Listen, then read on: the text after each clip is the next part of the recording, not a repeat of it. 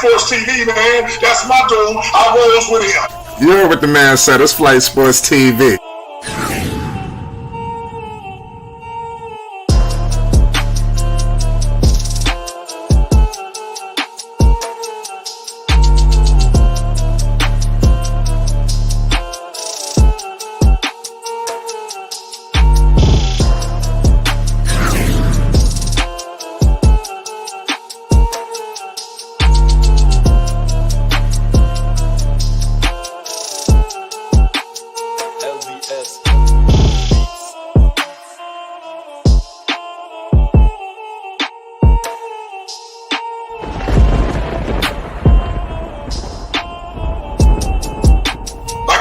Flight Sports TV, that's where it's at. Flight Sports TV.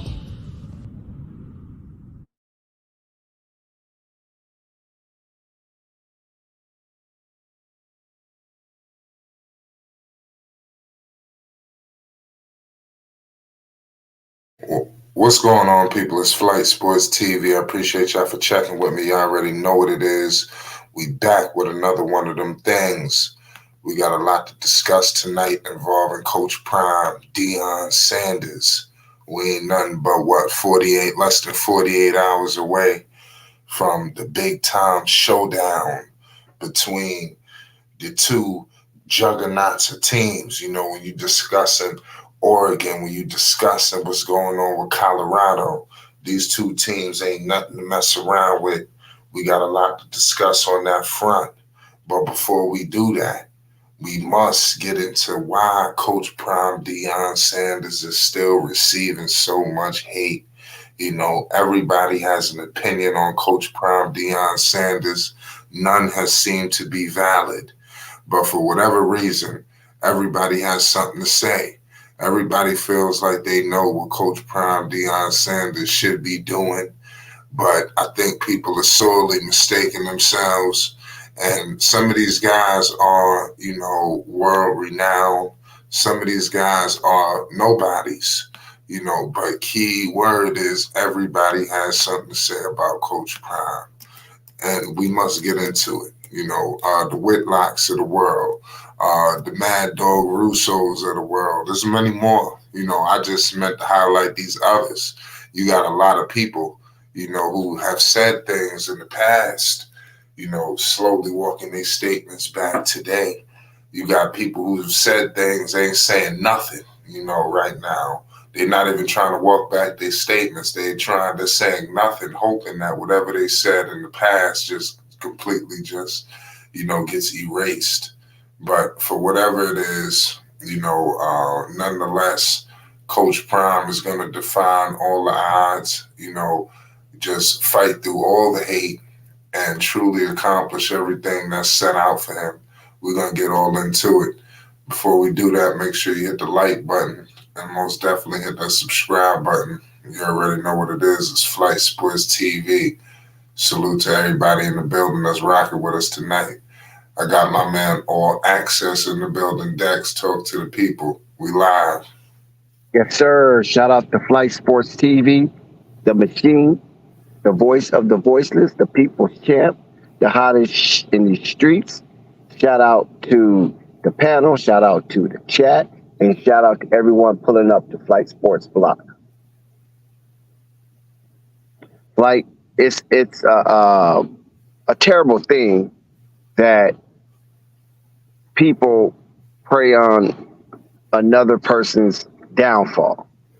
And respect to what I'm about ready to say, it's somewhat spiritually horrifying that you have people who disagree with your sentiments and the way that you go about demonstrating your level of success. It bugs them. It perturbs them. It annoys them. It aggravates them to the point where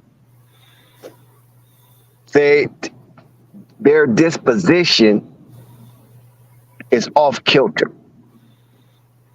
Their humanity has been surrendered.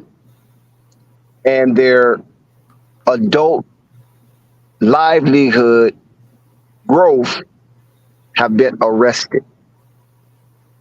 When you allow another man's success to irritate you to the point that you wish this person's success no longer existed, and not only that, that the reversal will suit you fine, meaning they go from top dog to bottom dog, and you will relish in the bastion of your joy seeing the reverse effects on someone who's successful and most likely don't really know you. So people cover their hate in avenues of politics, in avenues of civil society, in avenues of sports. And this is one of the near cases where individuals have demonstrated, mostly verbally, thank God it's verbally, their hate and mask it in lieu of sports. They all come into the forefront cheering for the opposers every week. Not cheering for their team, but cheering for the opposers of Coach Deion Sanders. Now, Flight, they're going to have a rude awakening because I don't see Deion and the Colorado Buffaloes losing too much this season. I think that Colorado Buffaloes will have a winning season, meaning they will win more games than they lose. I'm not saying they're going to go undefeated. The Colorado Buffaloes are coming in some polls ranked 19, some polls 18. AP, coaches poll, kind of differ. Just one slot, doesn't really matter. And they will be playing a high-profile offense. And Colorado will try to keep up their luster going up into Eugene, Oregon. It's a tall task. It's very difficult. From the start of kickoff to the very last whistle or tick on the clock, which will determine the final score, it's going to be an arduous journey for the Colorado Buffs. Bo Nix and company ranked number 10, and as unlikely as it seemed, everything about the Buffaloes in 2023 has been unlikely.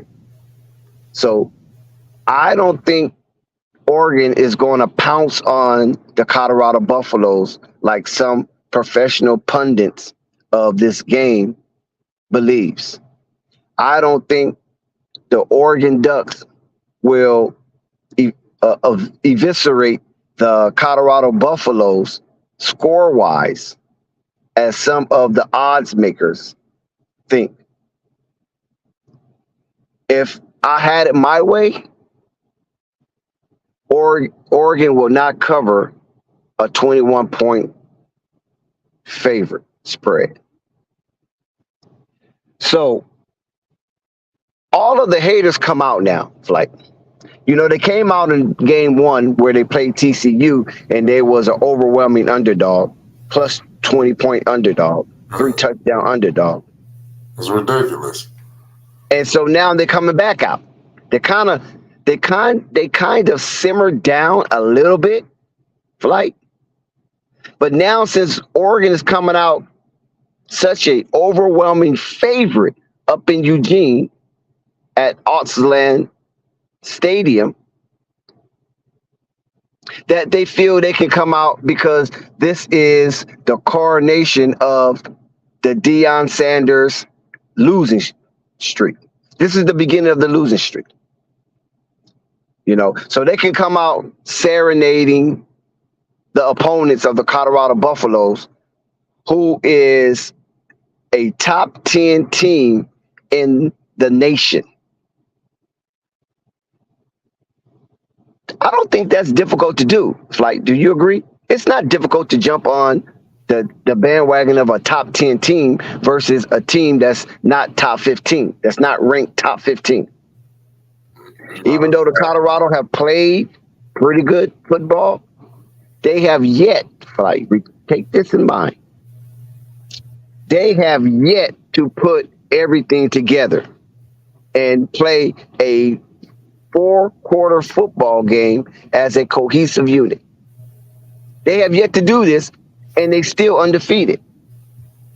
So how incredulous the naysayers are when it comes to Colorado's success, they have yet to point out that fact that they haven't put it all together yet.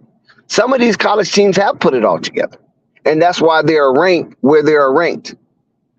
But the Colorado Buffaloes, that black and gold, have yet to put together 3 segments of football: offense, defense, special team, in one 4-quarter game. Could this be the week they put it together, Flight? I think so. I think they're gonna put it together for a couple of weeks, not just this weekend coming up. You got 2 big games coming up, but they're gonna start obviously with Oregon. And I expect them to do something. Like you said, you was talking about they're a 20-point underdog, right?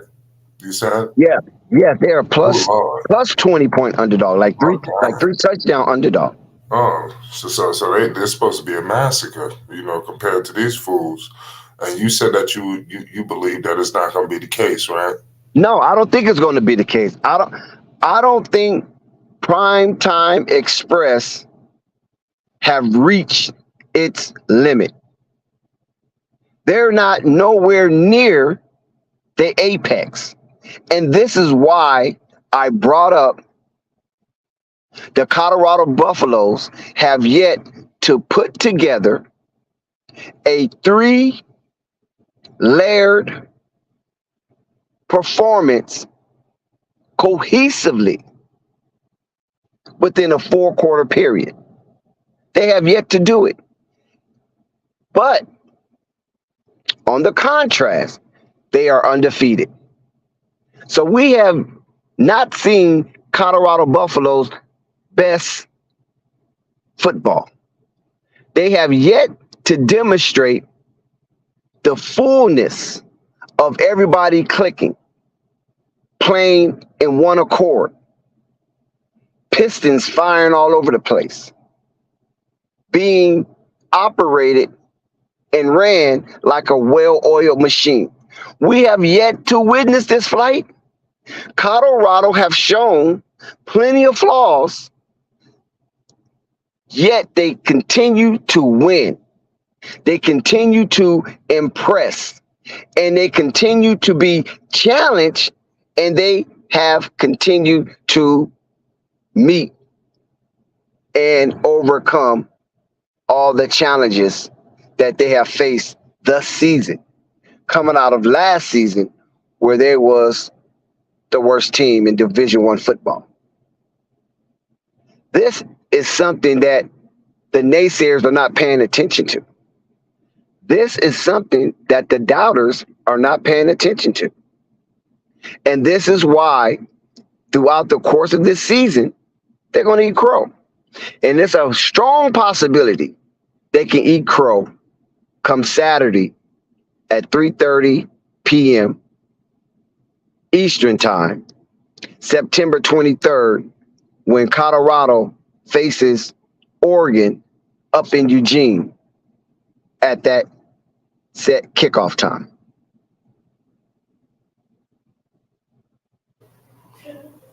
What did Jason Whitlock, Mad Dog Russo, and some of these guys say that may have pissed you off? Well, they haven't said anything that pissed me off. I'm not that emotionally invested as far as what these guys say, because I'm used to Jason Whitlock being a pit bull on black performance. I'm used to Jason Whitlock being a pit bull on black activities, especially if it's not a conservative, meaning tied to conservatism or Republican Party. I'm used to this. Now, if you're one of those kind of blacks, then he might give you a pass, Jason Whitlock. But Jason Whitlock is one of those dudes that seems to me that he had a problem growing up black in was it Kansas City? Is that where he's from? He's from Kansas City. I don't know if it's Kansas or Missouri, but I know he's from Kansas City, somewhere around there. He was a beat writer. I think he went to Ball State University, if I'm not mistaken. But he was a beat writer coming up, and he's good at what he does. As far as that, it's only when Jason Whitlock starts to speak, not write, but speak his journalism. That's when the fodder becomes factless. And Jason Whitlock creates his own data because he really doesn't have a real reference to draw from to have sound data in factual form. This is something Jason Whitlock is without.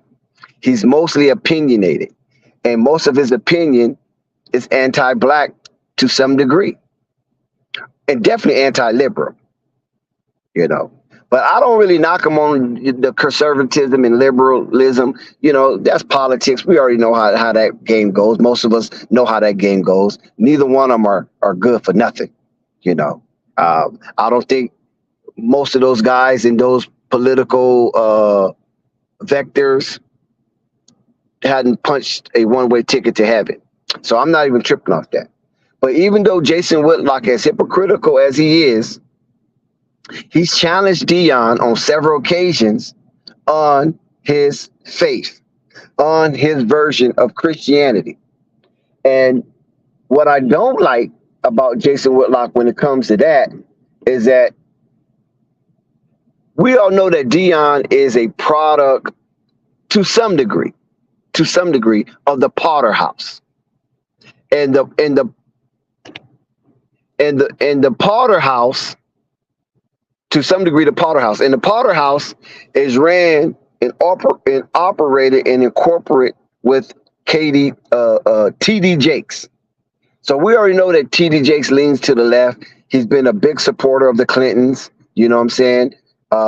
He was a supporter of what's the boy name? Al Gore and all those Democratic parties when it comes to the national election. So we already know T.D.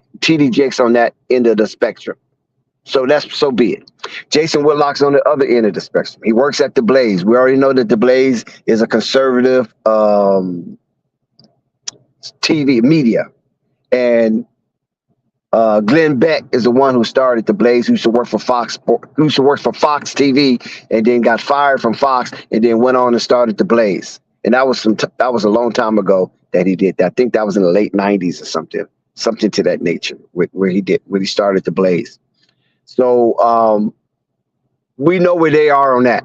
But when it comes to a person like Deion Sanders and Jason Whitlock chasing him or trolling him, then that type of schmut have reached an all-time high. Because a lot of things that Jason Whitlock put on Deion Sanders, it's not legitimate. And Jason just making himself look like a damn fool. And I think he's happy and seeding himself as the fool of conservatism. Mad Dog Caruso, another conservative. He's one of those type of conservative that believes he's a purist. He's a purist of the game, whether it's football, baseball, or basketball. He feels that he knows it all, And he feels that the way the game was designed to be played in his day or in his father's day or his grandfather's day should be played today. Even though things evolve, the game evolves. But he's not comfortable talking about Chris Mad Dog Russo, who was famous, very famous in his sports talk radio in New York with Francesca. Him and Francesca had one of the most successful radio shows in all of America in talk radio. And we know that Chris Mad Dog Russo was a walking time bomb when it comes to sports talk. You don't know when he's going to go off. And when he have his epic rants, oh man, some of those rants was classic. But nevertheless, he's not in New York market anymore. I think he still have his show on XM Radio, Sirius XM Radio, the Mad Dog Show. And he's with First Take. So that's up in Bristol, Connecticut. But it's still East Coast. And he has his East Coast bias. So some of that Mad Dog talk is East Coast bias towards the western region of the world, the west of the Mississippi River. So a lot of that comes out with Chris and Mad Dog. And so by Deion representing that aspect of flashiness, braggadocious, brazen, unabashed, confidence, cocky, wherever you draw the line, forwardness, that doesn't rub Chris Mad Dog Russo the right way. So he's going to shout because Chris don't have no problem sharing what's going on in his brain. He is not a hesitant when it comes to formulating some thoughts and then pressing the send button recklessly. He has no shame in that.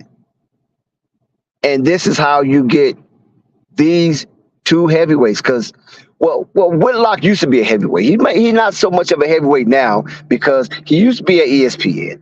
He used to be at Fox. Now he's at the Blaze. So he's been relegated to the bottom tier of sports journalism per se. Whereas Mad Dog Russo is still on top of the mountain to some degree because he's on First Take, and that's the number one sports show in the land. So he still has that kind of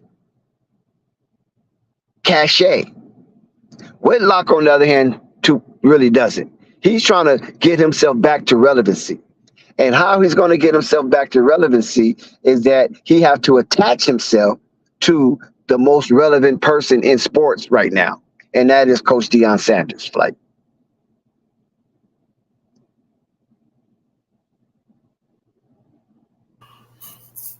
Good call, Dax. Hopefully they can walk back their statements after Colorado completely comes out and takes back all the homage that they deserve. And let's see if Deion makes this game personal. Clearly you see they're replicating the sound of Oregon. I think that's spectacular.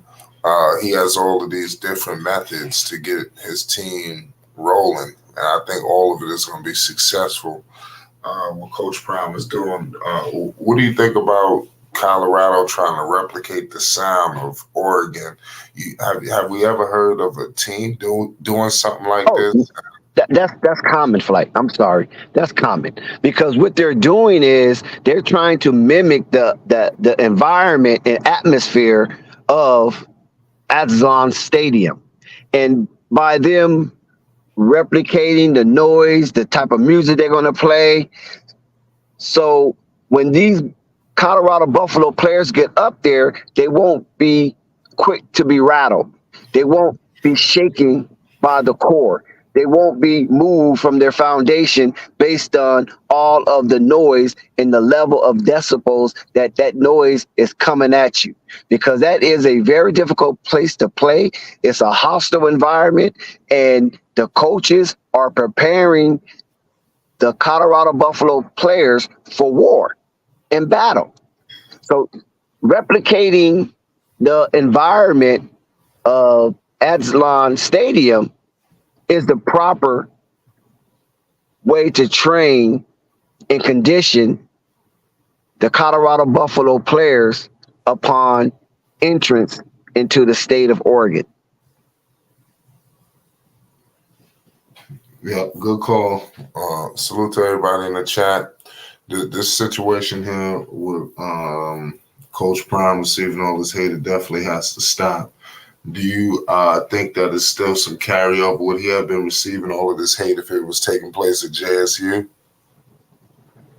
I don't really think it's as much of a carryover from JSU, because that is a certain segment of black people.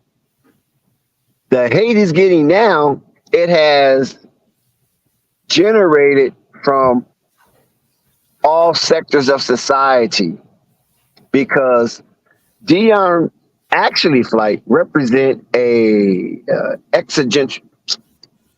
Oh shit! I don't know why my tongue be getting tied. Flight, you be having me up so damn late. Existential threat to the norms and the cycles of college football. So that's where a lot of the hate has stemmed from top to bottom, not from bottom up. You understand what I'm saying? So a lot of these talking heads are representing the sentiments of the current old gatekeepers of college sports, because they used to having their cake and eat it too. And Deion come to disrupt that to some degree. And they're going to have to shift. It's going to have to be a shift. It's going to have to be a shifting in the landscape of college football if Deion continues to win and win it impressively. Because wherever the kids go, that's where the money got to go.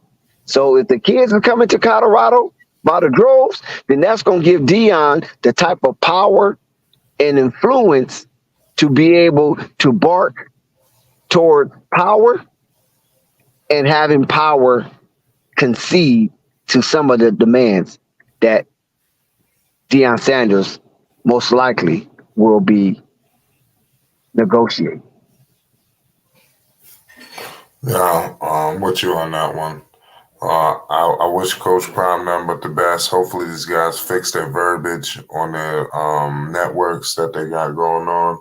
But it is what it is at the end of the day. Coach Prime is definitely backed by, obviously, a higher power. That's what he would say. His sons completely back him up. So he's definitely in a unique situation. It is what it is. I think that if they beat Oregon, I think the hate would just continue to increase.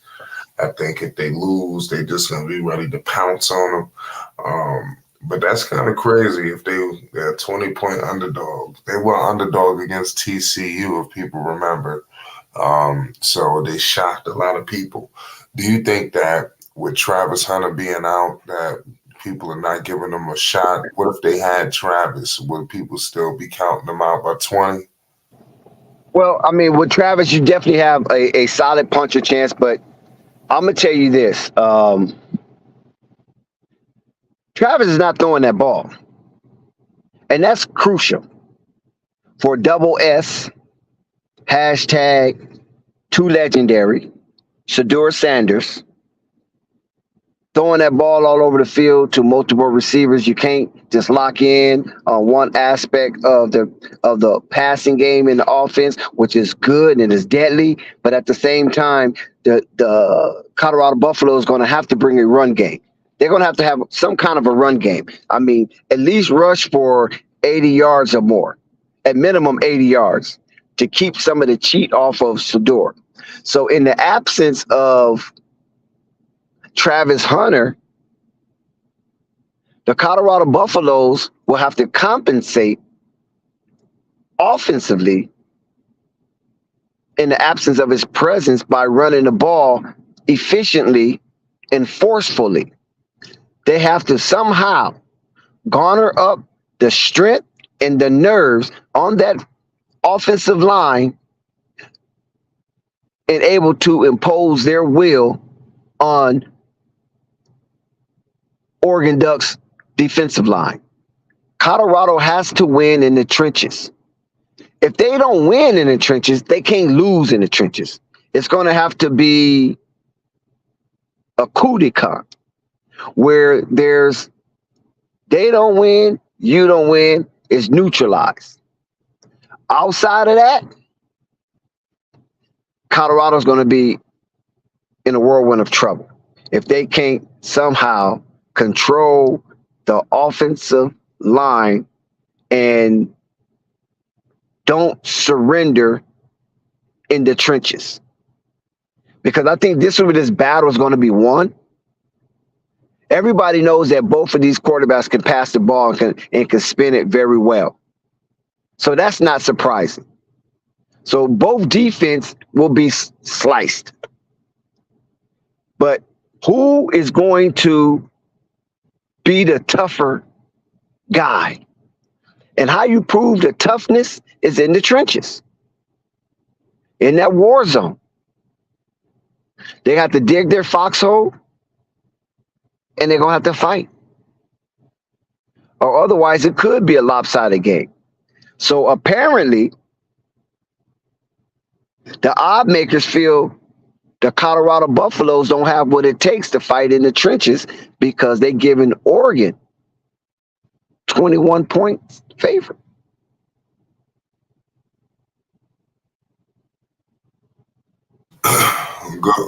Good call. Salute to everybody. Michael says Coach Prime has foolproof formula that works. Don't bet against him. They got to stop betting against him for whatever reason, but I just think that adds more fuel to the fire.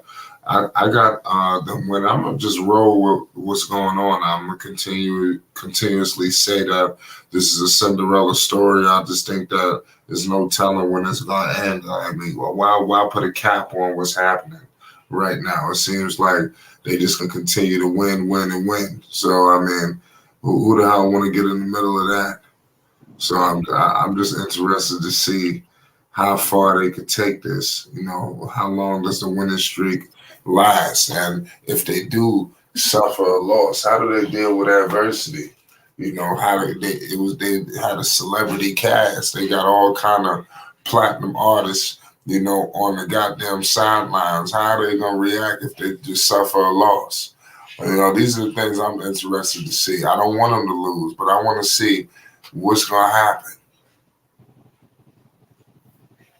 Yeah, that's going to be interesting to see what happens. But like I say, from the way that I have expostulate this game from the examining aspect, that the Colorado Buffaloes definitely going to have to neutralize Bo Nix and that high power offense by keeping them off the field. You can't keep them off the field forever because he's going to touch the field. But do your best to keep him off the field as long as you can so he don't get too many opportunities to crush your defense. And the way they're going to neutralize Bo Nix is through offense, not defense. By running the ball, running it successfully, and running it often. They don't have to be predictable when they run. They don't have to necessarily just run on first down. You follow what I'm saying? They can run on second and short. They can run on second and mid, just to throw off the Oregon defense to the point where Colorado can control possession and time on that clock and give Bo Nix the minimum opportunity possible in this game coming up Saturday, September 23rd. So the way that these two are going to intersect, because neither one of them have. Oregon have shown they have a decent defense. You know, it's presentable, but they're not going to take you by storm. And neither is Colorado defense going to take you by storm. Both of them have some glaring aspects to their defense and some flaws that could be sold up and need to be sold up immediately. And this is the opportunity that the Colorado Buffaloes have against the high-power offense of the Oregon Ducks is to establish a run game and keep Bo Nix off the field as much as possible and keep the Oregon Ducks beyond starting the 40-yard line. The Oregon Ducks cannot be starting the game at the 40-yard line in. They're going to have to start the game from the 35-yard line in, if possible. They're going to have the Colorado Buffaloes should do everything within their power to keep Oregon at a disadvantage by having them travel practically the distance of the field. So that special team, like I said before, they have to have all three units in unison, marching to the same beat of the drum, performing like a parade in a well-oiled machine. And this is something that can be done, but it has yet to be done. But sooner or later, we're going to see Colorado clicking on all cylinders. And can this be the game that they start clicking on all cylinders? Because it's coming. And I think it's coming sooner than later. And why not now? Like, You're right about that. I think that they're definitely gonna continue to win, if I'm not mistaken. I think this could be a signature win, especially back on the road. I just want to harpen back onto the TCU game. Nobody believed they was going to win that matchup, and I think that you could use that as almost like a game, even though that Oregon is a completely different beast. But a lot of people was talking about that with TCU, even prior to the kickoff at all time, whole summer, ever since they got there to Colorado. TCU, TCU, TCU. And they went in there and seized the opportunity. Hopefully they could do the same. It's just, I think it's going to be tough. I think I'd be even more solid to say they would win if they had Travis Hunter. You know, I think with Travis being out, I mean, it truly sucks. I think that alters everything, in my opinion. It's hurtful. yeah, no doubt. Truly hurtful. And see, and a lot of these naysayers and doubters and disbelievers on Coach Prime leading these young men in the lane of victory, hoping that this game against the Oregon Ducks, where the Colorado Buffaloes are so overwhelmingly underdogs, that it's going to be a death blow to them and their ego on a eschatological portion. But I'm letting them know, and I'm warning you, naysayers, doubters, and disbelievers, that you are engaging in an overreaching agenda. This would not be a death blow to the Colorado Buffaloes of eschatological proportion. No. The Oregon Ducks Aslan Stadium will not be an ossuary filled with Colorado Buffalo players' bones. I know it's a difficult silo to play in. It's one of the most gruesome stadiums, fanfare, noise in the college landscape. It's top 10, most definitely. It's top 10, most definitely. But it won't be a death valley for the Colorado Buffaloes. They're going to come in, they're going to fight. The game's going to be close. They will get up under that number. If not, take the money line and surprise everybody. I'm talking about an ontological shock to the NCAA football landscape if the Colorado Buffaloes pull this off. And they do have the players that can pull it off, minus Travis Hunter. They still can pull this off. This is not an impossible thing. They can pull this off if they come in with their heads ready. And the way Coach Prime and the rest of the staff is preparing these young men by replicating the atmosphere of Oxalon Stadium, they have a real good chance, Flight, of coming into this matchup and swinging, not singing. Coming this matchup swinging, not singing.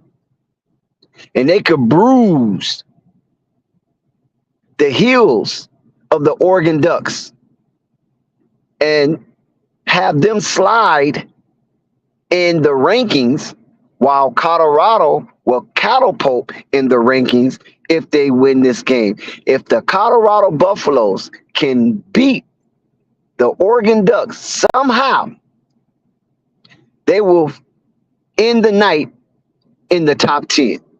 And when was the last time Colorado Buffaloes was a top 10 team? It's definitely been a long time coming. When the last time they won this many games?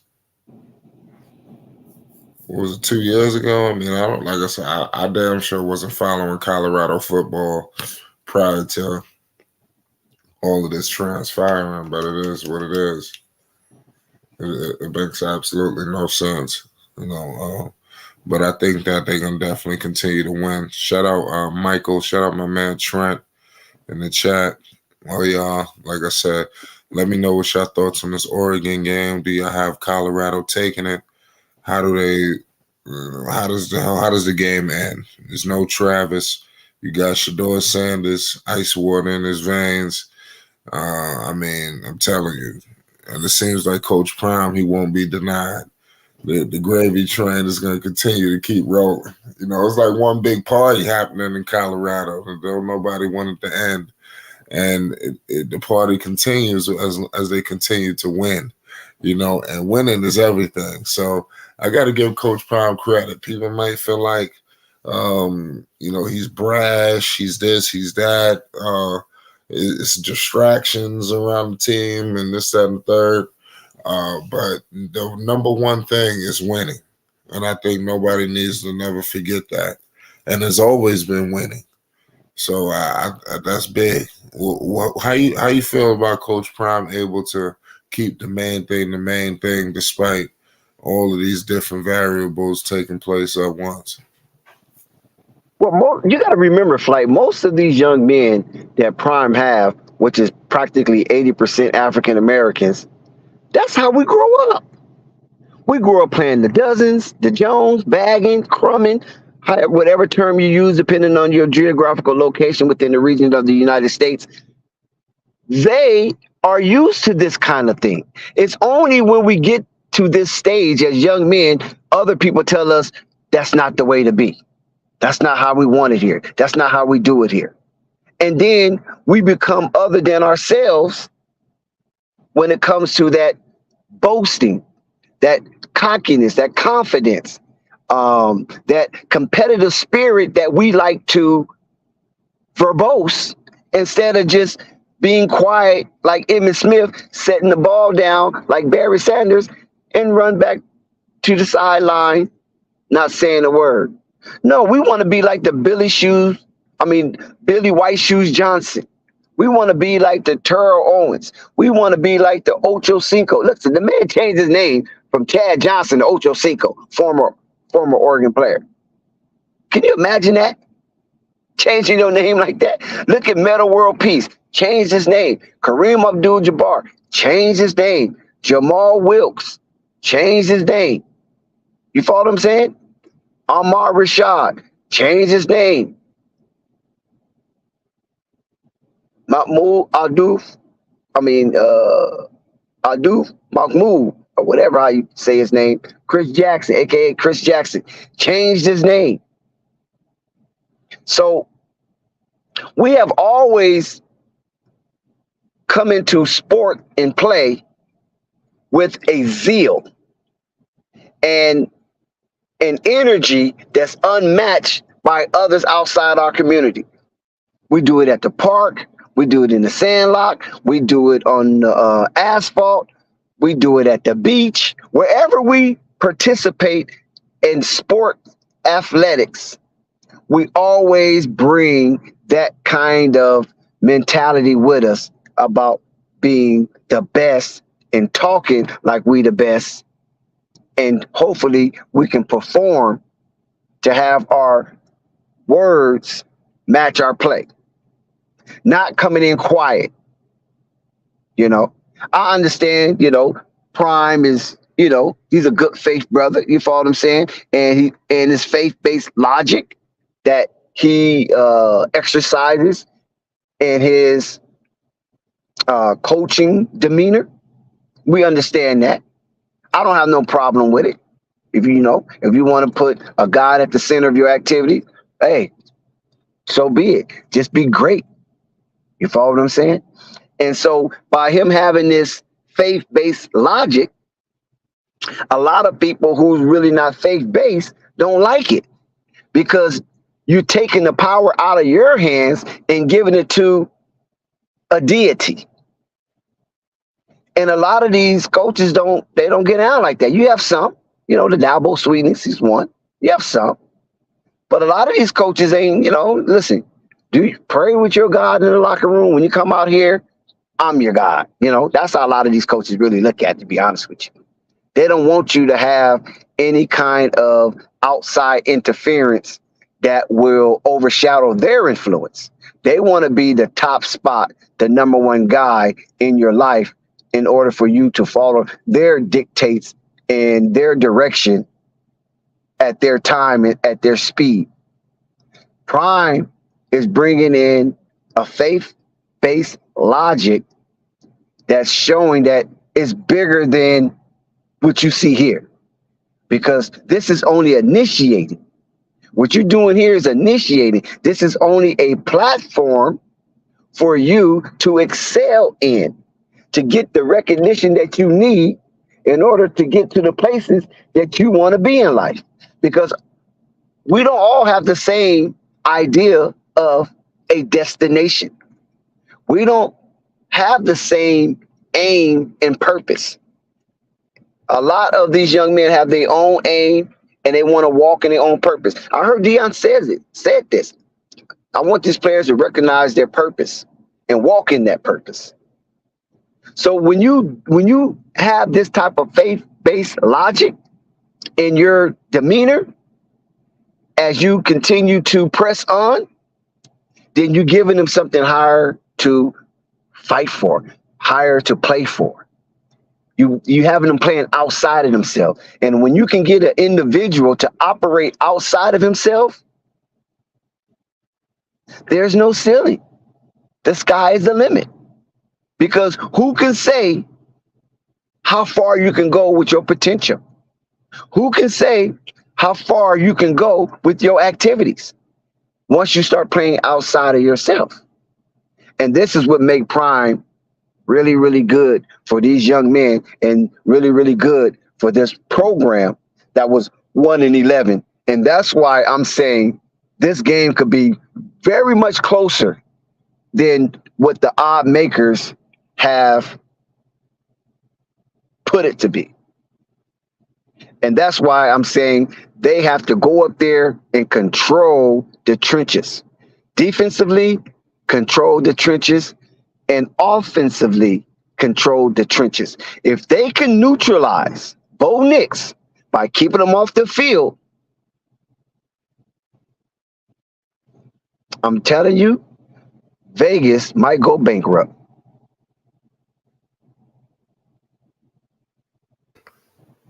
I'm with you on that. He said Vegas ain't gonna go bankrupt, man. You think that's possible? And there's too much money hanging out there on the West Coast. They're gonna have a large payout flight. If Colorado cover this spread, they're gonna have a large payout. I'm telling you, they're gonna go crazy. Right. I think just last week, FanDuel paid out a $25 million bet.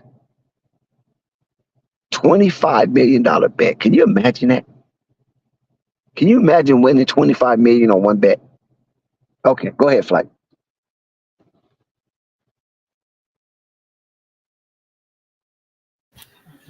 Yeah, it's crazy. Shout out Trent. He says USC hasn't beaten anyone as well. San Jose State, Stanford, and Nevada.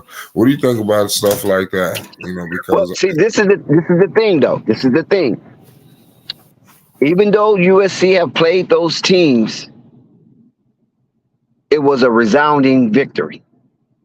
Where the Heisman hopeful quarterback, they QB1, Caleb Williams, didn't play the fourth quarter. I don't even know if Caleb Williams played the fourth quarter yet this season. So that's what you want to do. You want to see dominance, you know? And this is what Prime is poised for, dominance. We haven't seen dominance just yet. Yeah, they did dominate Nebraska the second half. Remember, that was the second half domination. But we haven't seen, like I keep telling you guys, and I keep warning you, we haven't seen Colorado put together their full calling card. We only seen them offensively practically be consistent to some degree. Defensively, shaky. Special teams, shaky. When they put this all together, Flight, they will probably go on a 6-game winning streak. And the reason why that's so big, because we're talking about a 1-11 team last year and a team that's full of transfer portal players. This is a team full of portal players, unheard of. Everybody's learning on the fly. Even the players that was held over from last season, they have inherited a new system. So they're learning on the fly. Everything is new to everybody. Who will emerge as that dude? You understand what I'm saying? Who will emerge as that dude? And this is why Prime gave everybody a fair playing field. It wasn't like, oh, you a junior, so you're going to automatically get the start unless you lose it. You a senior, you're going to automatically get the start because this is your last year eligibility, and we're going to try to get you as much attention as possible. Hopefully you get somewhere in the draft, whether 4th or 5th round. Hopefully. Or last man drafted. Hopefully. You understand what I'm saying? So this kind of activity is not going on in Colorado. Every man for himself until you get that nod that you are the guy in that position. Now we come together as a team. As a team. Just like you have hydrogen and you have oxygen, right?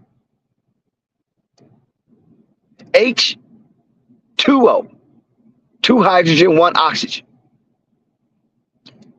formulates water. Water works is one of the most cohesive unit in all of the universe. I think light is number 1. So you got water is a multi-element thing. But once these 2 elements come together, you have water, life-giving nutrients. Water. You need water. Without water, you ain't gonna make it. You gotta have those fluids, right? So that's what Prime did. And now we're seeing that water flowing. And right now, they are 3-0. They have yet to lose this season. That is a hell of a turnaround when it comes to changing a program and ushering in a new dispensation based on a new formulated culture. That's not easy, Flight. I'm telling you. And you know, Flight, you play sports, you know. That's not easy. It's a little easier in basketball than it is in football because you only got 5 players to deal with at a time on the floor. Whereas on that tundra, you have 11 you have to deal with. And then, depending on what side of the ball, gives you a different kind of philosophy. In basketball, it's much easier. It's still difficult because you still got more than one. You know, you got more than one element to try to make water. But at the same time, football got 11 different minds thinking 11 different ways at any given time. And you got to circumvent all of that and put that in some type of spherical shape and have these guys operating together on the same accord. You know, 11 is double of 5.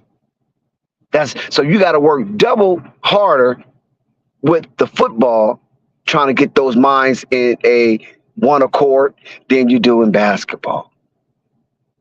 And as much as we love basketball, you only have 15 members inside or on the bench. Whereas football, you got what, 50? 48, at least 48. You know what I'm saying? That you have to deal with.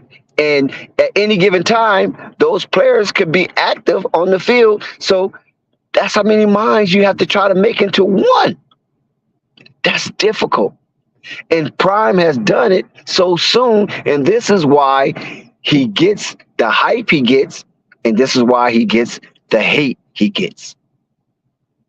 Because he done it so soon, so fast, with more players that was not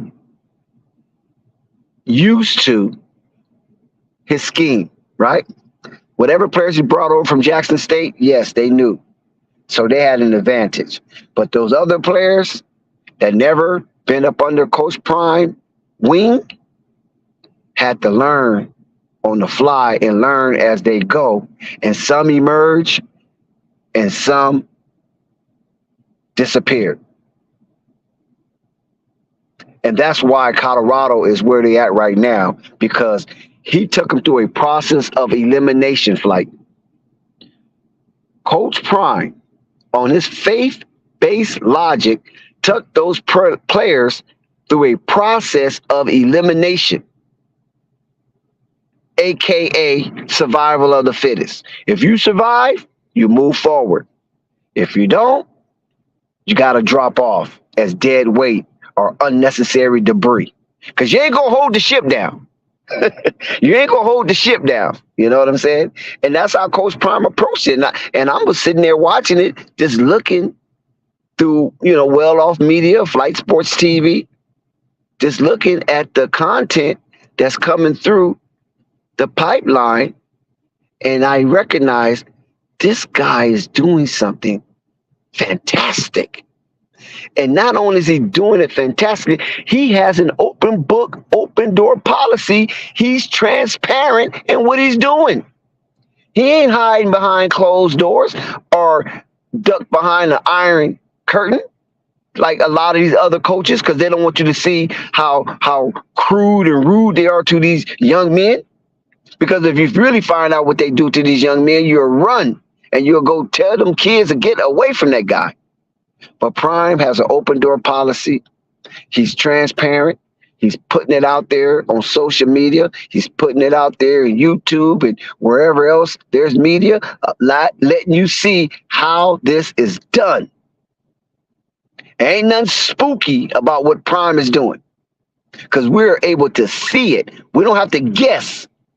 That's why the content that comes out of Colorado and those content creators who are covering Colorado, it's easy for them because they ain't gotta guess. They ain't gotta speculate. They ain't gotta conjure up anything. It's right there. All they do is gotta interpret. And these players are feeling good about themselves, and they will run through a brick wall for Prime. So these Jason Whitlocks of the world, these Chris Mad Dog Russos of the world, they just despise the level of success that this guy is showing. And I'm talking about Coach Prime is showing because they're used to the old way and the old coaches doing it a certain way where Prime look like he's having fun doing it. He ain't gained not one gray hair doing this here up in Colorado because he's doing what he loves. And that's what I appreciate, Flight. Yeah, I appreciate it too, man. Coach Prime is the beast. This guy, shout out DJ Gemini. What did you hear that looked like pissed you off? Nah, first of all, shout out to Flight, shout out to Dex, everybody in the chat, family was up. It's not that it teed me off at all. This man does something different, and what I really mean by that is everything he's around, he tries to improve, right? So when he started the whole videotaping, everybody was mad. Well, that also negated him from doing so many interviews, even though he's one of the coaches, and there's few that do that's not willing to shy away from interviews. But how many coaches around college football, honestly, that put in the hard work and determination and the hours that this man does. Now I'm speaking of him as a head coach, even though he has positional coaches that he does give um responsibilities to and they handle it well. But I'm talking about how many head coaches that don't just treat it like a regular 9 to 5. And that's the part where Deion, aka Prime, do not get his full kudos because around college football, we can all attest to that this normally takes 2 to 3 years to have a total flip like this. This man did this in 5 months, 6 months max. And he still had one linebacker that just transferred in. So when you look at that dynamic of it, what he's bringing to college football is a newer energy because just like Dex said, he is going against what the old guard way of shuffling money around. With him, no, the money he sees the money on the table and he grabs his portion rather than how it normally goes down. Oh, this section can only be the juggernauts. they can only have juggernauts over here, and he goes against that totally. So it's not that it upsetted me. I just thought that we was like missing a part. Like that's all.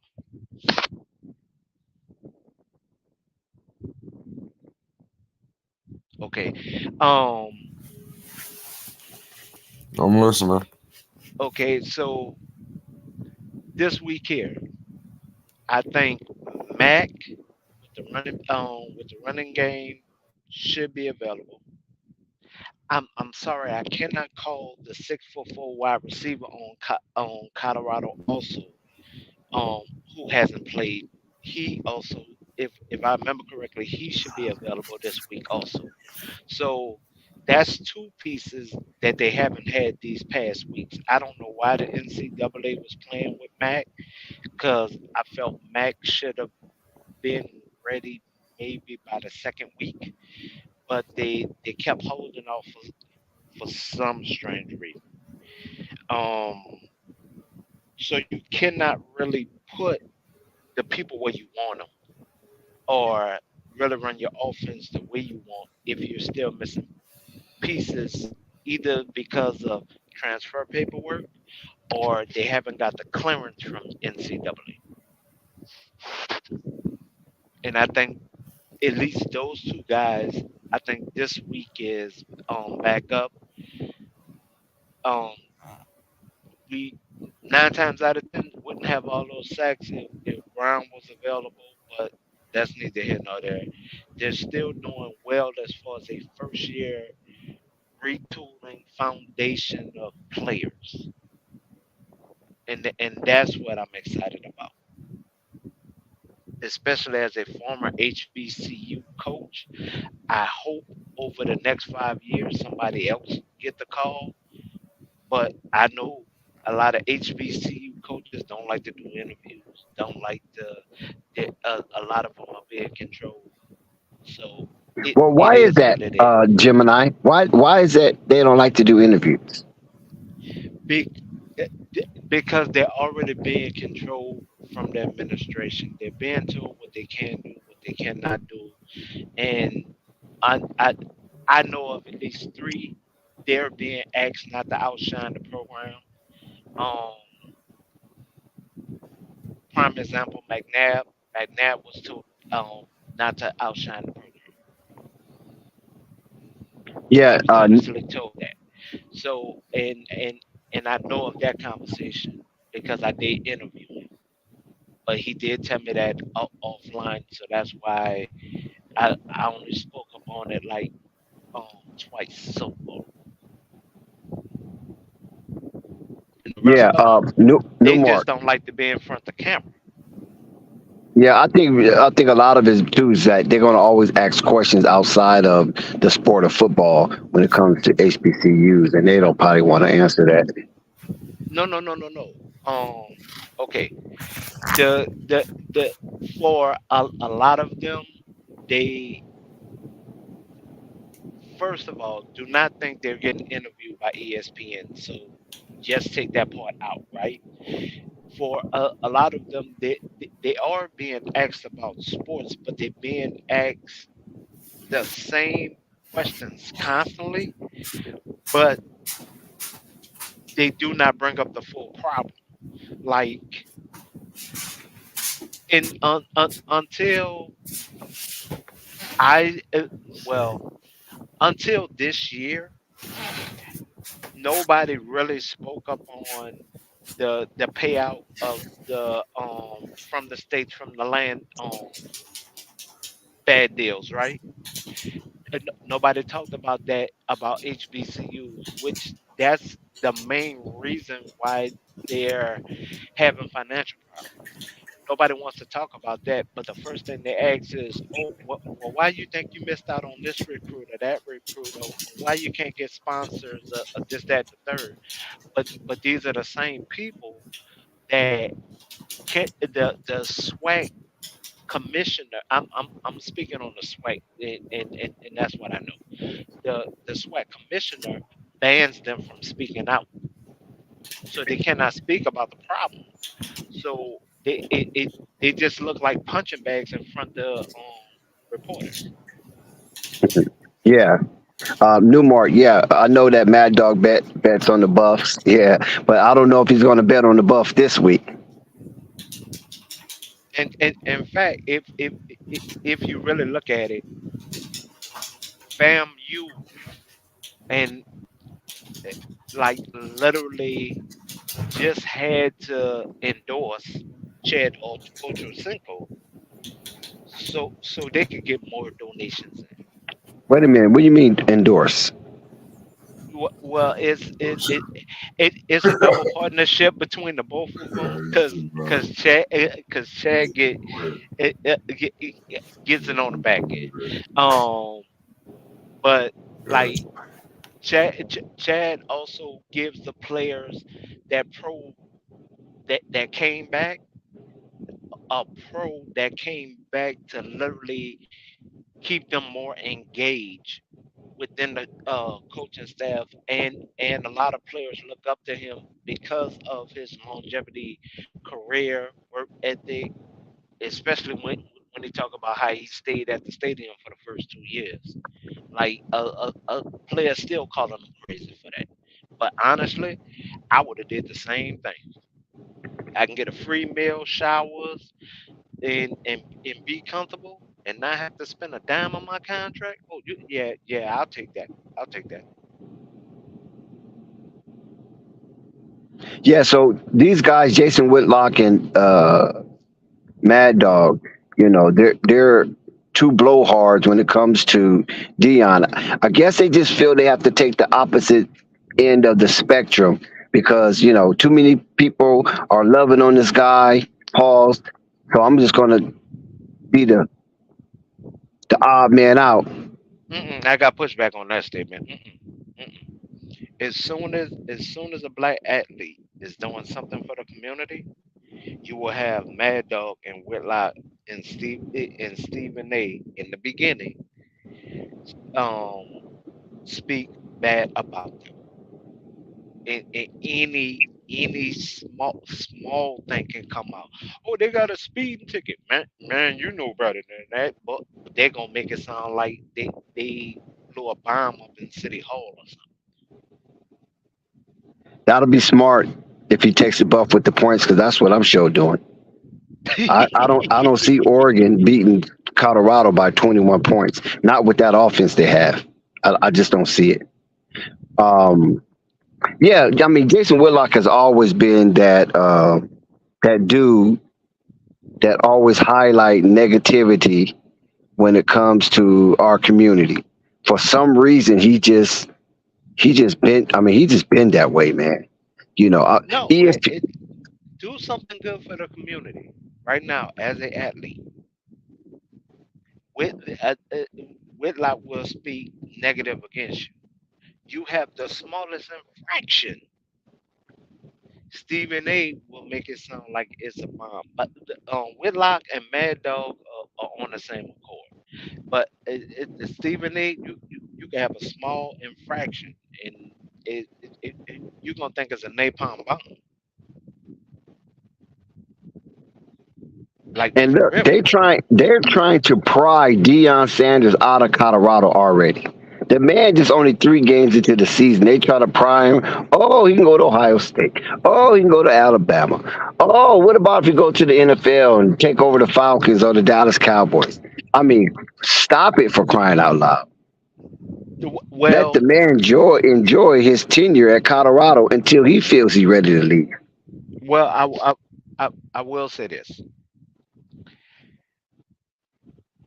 when you listen to the interview that he gave about the pros, it wasn't just about grown men.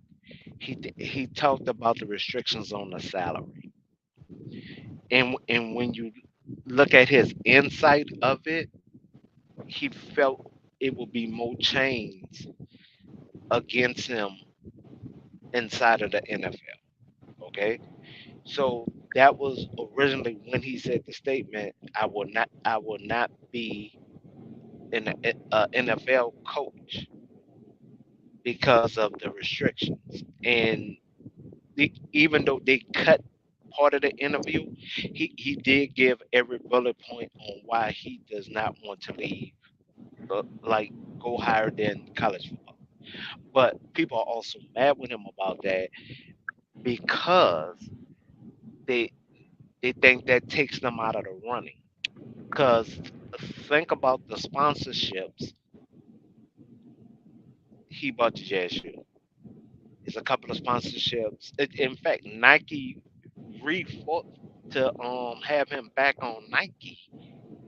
So when you look at that dynamic, how many sponsorships do you think that he could possibly bring to an NFL team? Like it doesn't stop. But I say all Well, that. when it comes to Huh? NFL team, you got to understand when it comes to that, they already have people in place for that, right? What he would do is bring sponsor to himself. He won't. I He don't have to bring well, sponsor to the NFL team because they already have people that pay big money to secure those type of contracts. no, no, Dex, that's not what I'm saying. And what I'm literally stating is just like what LBJ did with Cleveland. Cleveland has an owner, right? Cleveland has somebody in the marketing uh, department, right? I'm talking about the Cleveland Cavaliers. They they they have a GM, correct? So all the positions are there, right? But when you look at what how LBJ morphed You went out, Gemini. You have to go come back in because your mic just dead it. But it will only be wise for these guys, Mad Dog, Jason Whitlock, and Mark. You mentioned Doug Gottlieb, but I think he's a small fry. I mean, I forgot he's still even broadcasting. Once he left ESPN, it's like, who cares where he's at? You know what I'm saying? The only person that still seemed to me to be, uh, floating above water is Bill Simmons. Most of those other guys, I mean, Rich, what's his name? Rich Eisen. He's so.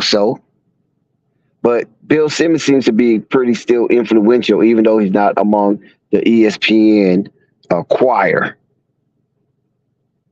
But a lot of them other guys, even Jason Whitlock too. Only reason why Jason Whitlock is so because he got the Warren Sapps of the world. He has some pretty good guests that comes on this show that keeps it interesting. Even though a lot of them are conservative, they just conservative blacks that goes on Jason Whitlock's show. But their interviews are still pretty entertaining. To say the least. But these other guys, they don't even. Who do they get? I mean, what are they doing? You know what I'm saying? Like I say, Rich Eisen, he's still cool. Yeah, it's one more guy out there too that's so besides Bill Simmons and Rich Eisen. Um,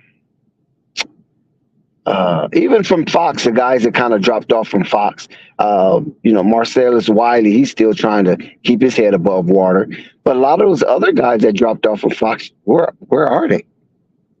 You know, I know a few of them trying to make their way back into the conversation, but it's not easy. It's really not easy to get people to listen to what you got to say, unless you want to be controversial, and that's the route that Jason Whitlock has taken, and that's definitely the route that Chris Mad Dog Russo have taken, because this guy been controversial for a long time, and he have said some damning things throughout his career as a radio talk show host in New York on the side of Mike Francesca, and this caused a split between them because of Mad Dog and some of his reckless rants towards some of the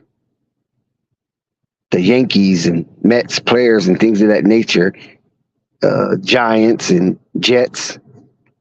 Not too much Buffalo, but and it was really coarse in nature, and it didn't sit well with a lot of the New York faithfuls. Jason Whitlock, he just a man that's on an island unto himself, and he's trying to keep himself relevant. So he's going to continue to attack black men and players specifically, and women as well. Stephen A. Smith made a career, and look, he took over ESPN doing that. That was his pathway to fame. Stephen A. Smith. He's kind of back down since he got the bag, so he's kind of back down and trying to come back to earth and get solemn with the community. But Stephen A. has always been one of those who have advocated for HBCUs. I do recall that, and he brought that to the attention of ESPN to highlight it, where they had like a HBCU week at ESPN, and wearing HBU apparel to bring notice, as well as raising money for HBCUs. Where the money goes, who it goes to, I don't know, but he has put in work to do that because he's an HBCU graduate, and he played sports at HBCU up under the iconic coach, Big Hank Gaines or something like that, who is definitely iconic alongside of Eddie Robinson and Mackey. So Stephen A. Smith do have a historical connection to HBCUs by being up under Big House Gaines. That's it, Big House Gaines. So he gets some credit for that. But this Jason Whitlock dude, man, I mean, he's becoming really, really ridiculous. He doesn't even realize he's becoming a laughing stock. And I'm telling you, he's going to be just like Bill O'Reilly, because that's who he idols. That's his idol, Bill O'Reilly. Bill O'Reilly was the same kind of individual, a professional contrarian. Bill O'Reilly, a professional contrarian, very educated, and he was a spin doctor at his finest. Bill O'Reilly. Oh, can he spin something? You think Jerry Springer was good? Man, you need to listen to Bill O'Reilly. And when he became a useful idiot, Bill O'Reilly, Fox was doing very well with Bill O'Reilly. And then you had Sean, what's his name? You had the Sean guy come through. And then you had Carlson Tucker come through. And now I guess Jason Whitlock feels that somehow if Fox can recognize him, he can get up there and get him some bread and be amongst the snow bunnies. But I don't see Jason Whitlock having that kind of appeal as a Sean Hannity, as a Carlson Tucker, or Tucker Carlson, however you want to present his name, and things of that nature. Because to be honest with you, if Jason Whitlock had the luster that he thinks he have in his mind, because he's delusional, he wouldn't be working at the Blaze. He'd have his own podcast. Like a lot of guys that's already feel the burn, present their podcast. They're the owners of it, executive producers of it. Nobody can tell them anything. That's not the case with Jason Whitlock. And you would think that would be the case. Like, I think Marcellus Riley, I think that's his podcast. Stephen A. Smith, that's his. You know what I'm saying? So if he's amongst that kind of journalistic pristine, then he should have his own podcast. So by him not having his own podcast, doing the things that he's doing, saying the things that he's saying, especially when it comes to black men, the beta male himself, Mr. Whitlock, has always had it in for that kind of archetype amongst our community. He will talk about women because I think he's a miniature. I'm talking about not in size, not because we know he's not miniature or nothing in size, but mindset wise, he's a miniature chauvinist, excuse me. He's a miniature chauvinist, but he doesn't have the look to really pull it off. So when you see him say idiotic things, you chuckle because he really doesn't have the look to pull it off. And when you see Jason Whitlock, you be like, dude, really? I think you're trying too hard to be what you're not. Mad Dog, on the other hand, been doing this for years, and I think it's his upbringing. I don't know if it's Jason Whitlock upbringing. I think this is his choice. It's a difference.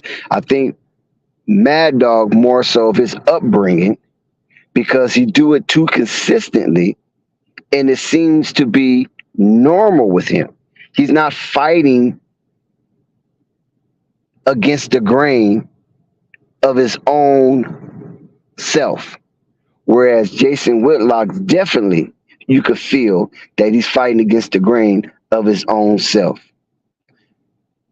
Jason Whitlock is a wonderful, wonderful, wonderful writer. We cannot take that away from Jason Whitlock. His journalistic approach, pen to paper, is practically impeccable. But it's when Jason Whitlock gets up and tries to espouse, yet obfuscate his political views and portray it just as journalistic integrity. That's where you see through the thin veil of hypocrisy when it comes to Jason Whitlock, because he slants his narrative one way to one people. How dare Jason Whitlock try to even think about talking about non-blacks the way that he talks about blacks? And since those conservatives that pay Jason Whitlock his check, and I'm quite sure is handsomely, they can't say those things. So they have to hire someone to quibble, to have fake facts, fodder, and loose banter when it comes to disrespecting black athletes and some black politicians. Like I said, he only goes after the left. He stayed clear of the right. And that's where you see the hypocrisy at. It's almost like he wants so bad to be Rush Limbaugh, the black Rush Limbaugh. He wants so bad to be old Russie baby, Jason Whitlock. And just like Rush Limbaugh in the early 90s, Rush Limbaugh was such a sensation until people start to see the thin veil of hypocrisy from Rush Limbaugh. Because when he came to fame, it was up under the Clinton administration. And the Clinton administration lasted 8 years. So Rush Limbaugh had 8 years of dissent against the Clinton administration, and you thought that he was a real legit journalist until Bush get in. And now Rush Limbaugh changes. He pivots off of his harshness towards the Oval Office. And that's where he lost a lot of his steam. Those of you that know, that remembers the history. And Jason Whitlock is putting himself in that same position. Because he wants to be that so bad, since he's taken up the job of, I will be the guy to talk about him. You guys can't talk about him. See, You guys can't talk about it because then they're gonna pull the race car. But they can't pull the race car to me, boss. They can't pull the race car to me, boss. Boss up. So let me talk about them. I promise I won't talk about the other people. Just let me talk about these guys, these women. You know, you won't have a Don Imus situation on your hands because they can't accuse me of being racist. They can't accuse me of being a bigot. They can't accuse me of racial prejudice. They can try to hurl anti-black slurs at me and come with menacing demonstrations towards me, but they can't accuse me of racism. So hire me. Let me be your buffer. Let me be your arbitrator. Let me be the liaison to blackness. And you guys can keep your hands clean. You don't have to dirty your hands. You don't have to murk the waters. You don't have to sully the situation. Let me do it. Hire me. And guess what? Those jobs are plentiful right now. Those kind of jobs are plentiful right now. If you raise your hand and be the Jason Whitlocks, because he's not advocating any political office like some of them other guys. They on both sides is corrupt. They advocate political office, so that's kind of different field. But Jason is not advocating a political office. He's doing this for paper. He's doing this for the bag. He's doing this for bread, for cheddar, for cake. Pay me, and I'll do the talking, and I'll make sure your hands is clean, and you won't sully the situation. That's how smart he is. He saw Stephen A. Smith rise to fame. He saw Stephen A. Smith become a celebrity because even though Stephen A. Smith on his journey to where he is right now by speaking down mostly on black athletes, men in general, sometimes women, he rose all the way to be the number one guy and influencer on ESPN, the number one sports show in the world. And you don't think Jason seen that? And he has been on ESPN at one time, but he failed the task.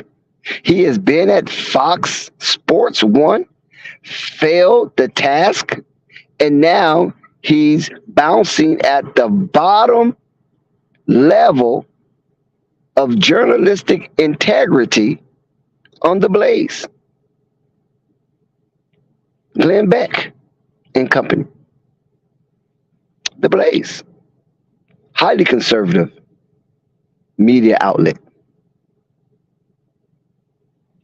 So when you start to see that, even though Stephen A. Smith always proclaimed he was independent because he was battling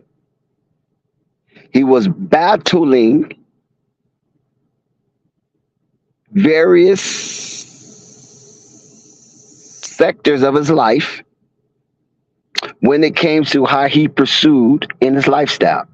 He said, I'm conservative with a lot of things, but I'm liberal in a lot of things, right? But I'm conservative with my bread, with my money. So I'm not conservative, I'm not liberal. I'm in between.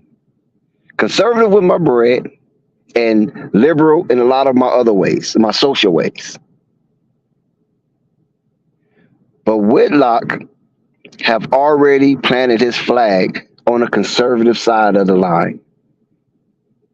Mad Dog planted his flag on the conservative side of the line. So the attacks on Deion is more ideological than him coaching on the football field because he's being successful as a liberal. And that's something that these two guys can't stand, and a lot of others can't stand.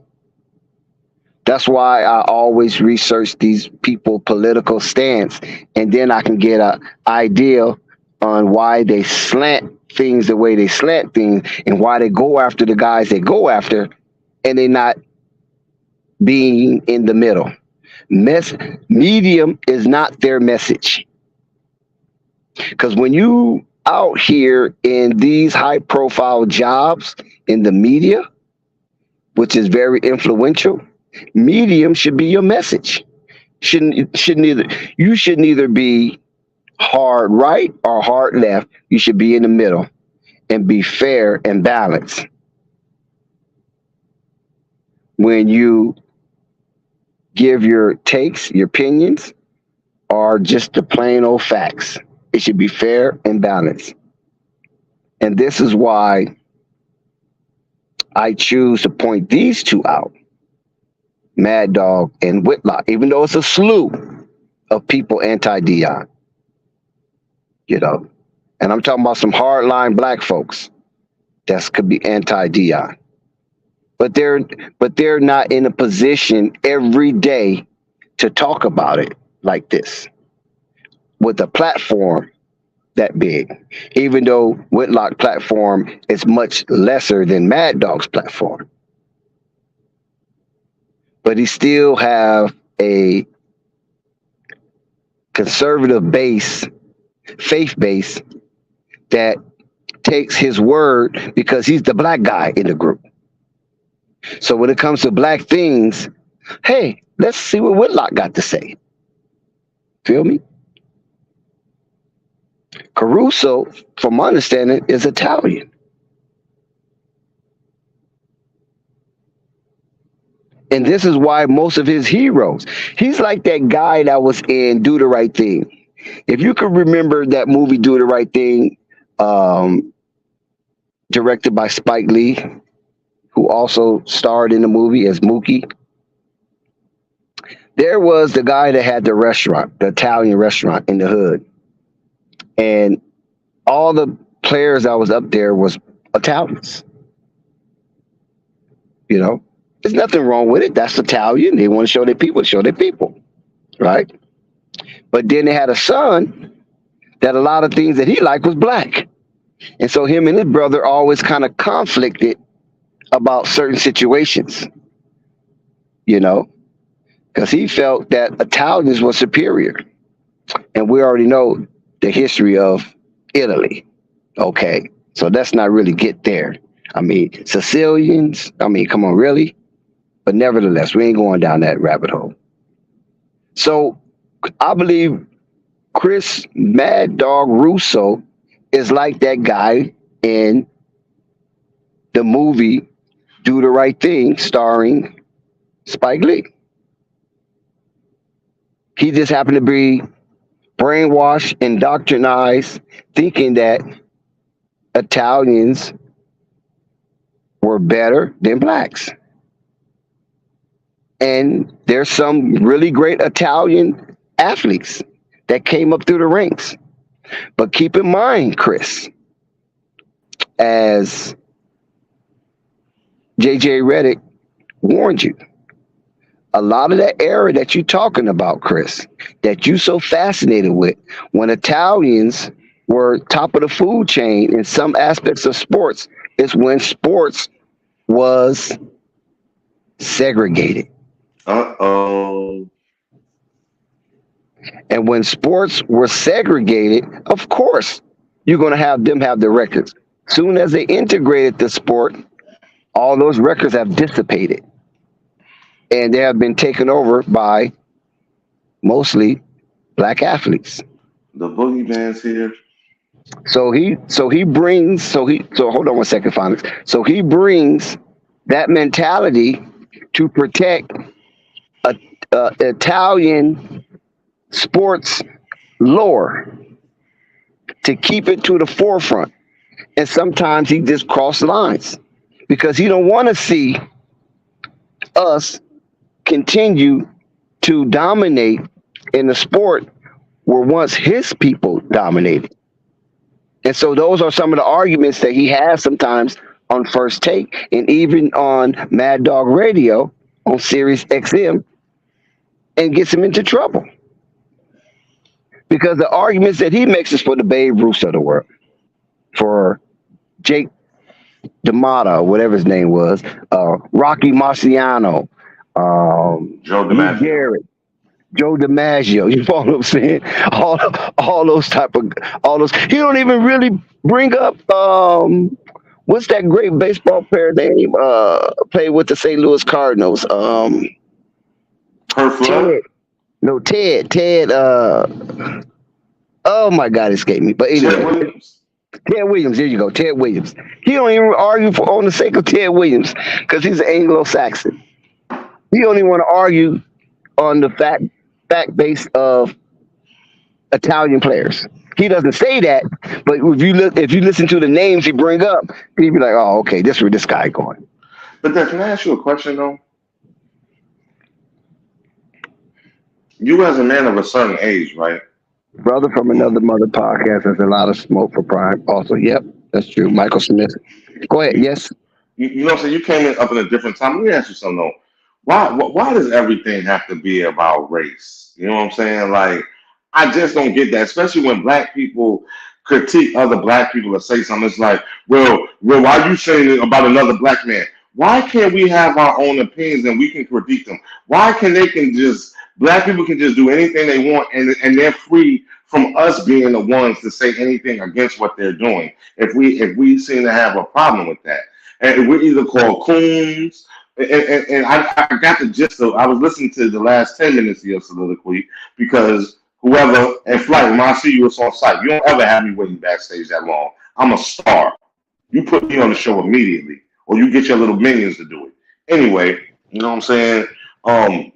Why does it have to be that way, man? You know what I'm saying? Like, I just don't get that. I really struggle with that. Like, I heard you talking about Whitlock, and I watch his show, and I agree with a lot of his stuff. A lot of his stuff I don't.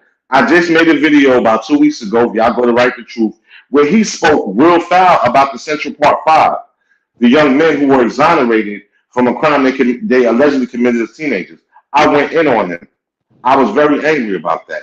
So what I'm saying is I'm not one of those people that just go along with everything that people saying like, yeah, everything is right, everything he's saying is right. No, everything is not. He's not saying is right. But some things that he does say about Deion, I do agree with. I was watching an interview today, and Deion is being interviewed by a young lady. The interview just came out yesterday. It's on the Bleacher Report, and he keeps saying this is a calling. And I'm saying to myself, right? And yo, any religious persuasion, you know what I'm saying? Everybody's free to worship whoever they want. So I don't have anything against religion at all. So, but my thing is this. You really serious? You think God got all the things that's going on in this world? He got time to worry about a damn football coach in a game? You're playing a child's game. Let's stop being, these are children's games that men are playing. There's much more, people are doing much more important stuff than a damn football coach. What about the elementary school teacher? What about the middle school teacher? What about the youth service officer that has to work with the kids that's troubled? Nobody care about no damn. If God called you to leave Jackson State, which was a black school, you know what I'm saying? You so pro-black to go where the riches and the fame and all the glitz and glamour is at Colorado. Leave God, you know what I'm saying? And that's what Jason Whitlock said. Do what you want, but leave God out. Colorado is not glitz and glamour, first of all. Not Boulder. You don't go to Colorado for glitz and glamour. It's in that place. It's a better financial opportunity for Prime, but glitz and glamour, he brought that there. It wasn't there prior to him. Okay, well, that's fine. Okay, but he's in the big leagues, so we'll just put it like that. He ain't on the chicken circuit. He ain't in the Negro leagues. For example, when you have players like Satchel Paige and all of them who were stars in their own right in the Negro leagues, they didn't get recognized until they went to the pros. The same with Jackie Robinson. who started out in Negro Leagues. You know what I'm saying? So I'm just, and I would nowhere even compare You're making those my point greatness. when you talk that. You're making my point. I agree. Yeah, but my thing is this. Why can't, you know what I'm saying? And I heard you saying, yes, I will agree with you with this. But you know what I'm saying? What I don't like about Whitlock is if you're a conservative, just say you are. You know what I'm saying? Just say it. He always like to make a point where, oh, I don't vote this and that. But yeah, I do agree with you. He will attack a liberal way quicker than he will a conservative. I agree with that. And he does that. I listen to his show damn near every day, usually except for the Wednesdays, because that's when he goes into the religious stuff. Now, where I'm at with that, I think he's a hypocrite. Oh, you're a born again Christian and all this, and you believe in the family. How you believe in the family and all that, but you ain't even married? You don't even have kids. And what I mean by that is, you talking from a Christian faith point of view. Whitlock is, and you believe in the family and all this, but you're not even married with kids, dude. So if you are having sex in your religion, that's called fornicating. You're sinning. So how's the kettle calling the tea? You know what I'm saying? Like I let's agree. just, I you know what I'm agree. saying? So I yeah, wasn't going to go there on Whitlock, but I agree. yeah, I do. Oh, I do. I picked them apart on my show. I picked them apart because you know what I'm saying. And I don't like about his show either. He only has people on there that agree with him. There's no back and forth. I've watched Fearless since the beginning. There's no back and forth. Everybody who's his regulars on that show, they go along with his same ideals. If they don't, well, you probably won't see him again. You know what I'm saying? Now he does have an infatuation with Deion, and he said yesterday that people keep saying, "Why I keep talking about Deion?" Well, it's the hottest thing in news. Well, there's other things to talk about.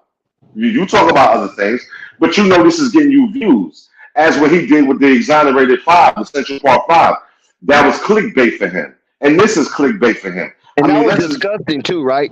I Because was those guys pissed. are innocent and they got paid lucratively based I'm on that. cool. I'm cool with them on Facebook, man. You know, matter of fact, I was just hollering at one of them, man. You know what I'm saying? Nothing major, but just a little shout out, a little back and forth. You know what I'm saying? Them brothers from the city, so you know what it is. But yeah, I got at him about that. You know what I'm saying? Because I just thought that was disgusting. And you know, some of the things that he said about Deion's sons, I thought was kind of disgusting. You know what I'm saying? Like, leave them out of it. If you're gonna talk about Deion, talk about Deion. You know what I'm saying? But leave them out of it. But then he'll say his argument will be, well, they're grown men. You know what I'm saying? But you doing this for clickbait. You know what I'm saying? 'Cause let's just be real. I think he has like maybe 300 something thousand subscribers or something. So he's nowhere near a million. So he's an average YouTuber at best, who's doing pretty good numbers. He's not doing great numbers. He has a niche audience. You know what I'm saying? When you get into the millions, that's when people are really, but Checking you out. Yeah. yeah, but he's treading thin water too because Candace Owens just got her show demonetized on YouTube. You know what I'm saying? So he's really treading thin water with a lot of stuff that he says. I'm not talking about the Deion stuff, but a lot of other stuff that he says. He's treading thin water, and if he loses YouTube, he really be just working for nothing. Because I don't know who subscribed to the Blaze. I would never subscribe to the Blaze. I don't have an interest in that network, and I don't care enough about his show to do that. But I know, but I'm just saying, like, I believe a lot of my ideas is conservative. You know what I'm saying? It's a lot of stuff, man, and I believe we have to learn how to be able to take the criticism from ourselves and each other, man. Enough of us, we're not doing that. Everybody wants to go along and then, yeah, well, that's a black man. Why you talking down about that black man? Somebody needs to. Sometimes people do need, like, and Deion can tone it down a little bit. He is being a little arrogant. You know what I'm saying? And it's too early because you putting a target on their back, man. But Phonics, you from the Bronx, right? You from the home of hip hop, the Mecca. Isn't that how hip hop started? Being brash, cocky, and forthright? Absolutely, and it also started from people from the streets. You know what I'm saying? So what are we saying when we say that? It was lawless. You know what I'm saying? It was no rules, and you could somehow say And today that's there's what no Deion rules. trying to do. I believe that he's coming in with the revolutionary blaze to the college football landscape and college football in general with the NIL aspect. But Not that's that not he's a something he revolutionary created, that's going to Dex. change our community. I'm just talking about college landscape. But that's Landscape. not something he created. He didn't create any of this. He didn't create the transfer portal. He didn't create NIL. You know what I'm saying? I know. Has he capitalized off it I, and really yeah, showed yeah, people how yeah. to do But it? what I'm saying is that he used it Mhm. in a way that was unbecoming to the old fascists of NCAA football, and Dex, that pissed them off. Dex, let me ask you this question, and yo, we can ask everybody. Y'all can put this in the comments if you know. What form of professional athlete at any level? I'm talking. Excuse me, not any level. I'm talking about at the college level. A former professional athlete who is now a coach is more famous and electrifying than one Neon Dion Primetime Sanders. Who? You got Jawan Howard in Michigan. Who's he? Who's he? I don't know of any. Exactly. Exactly.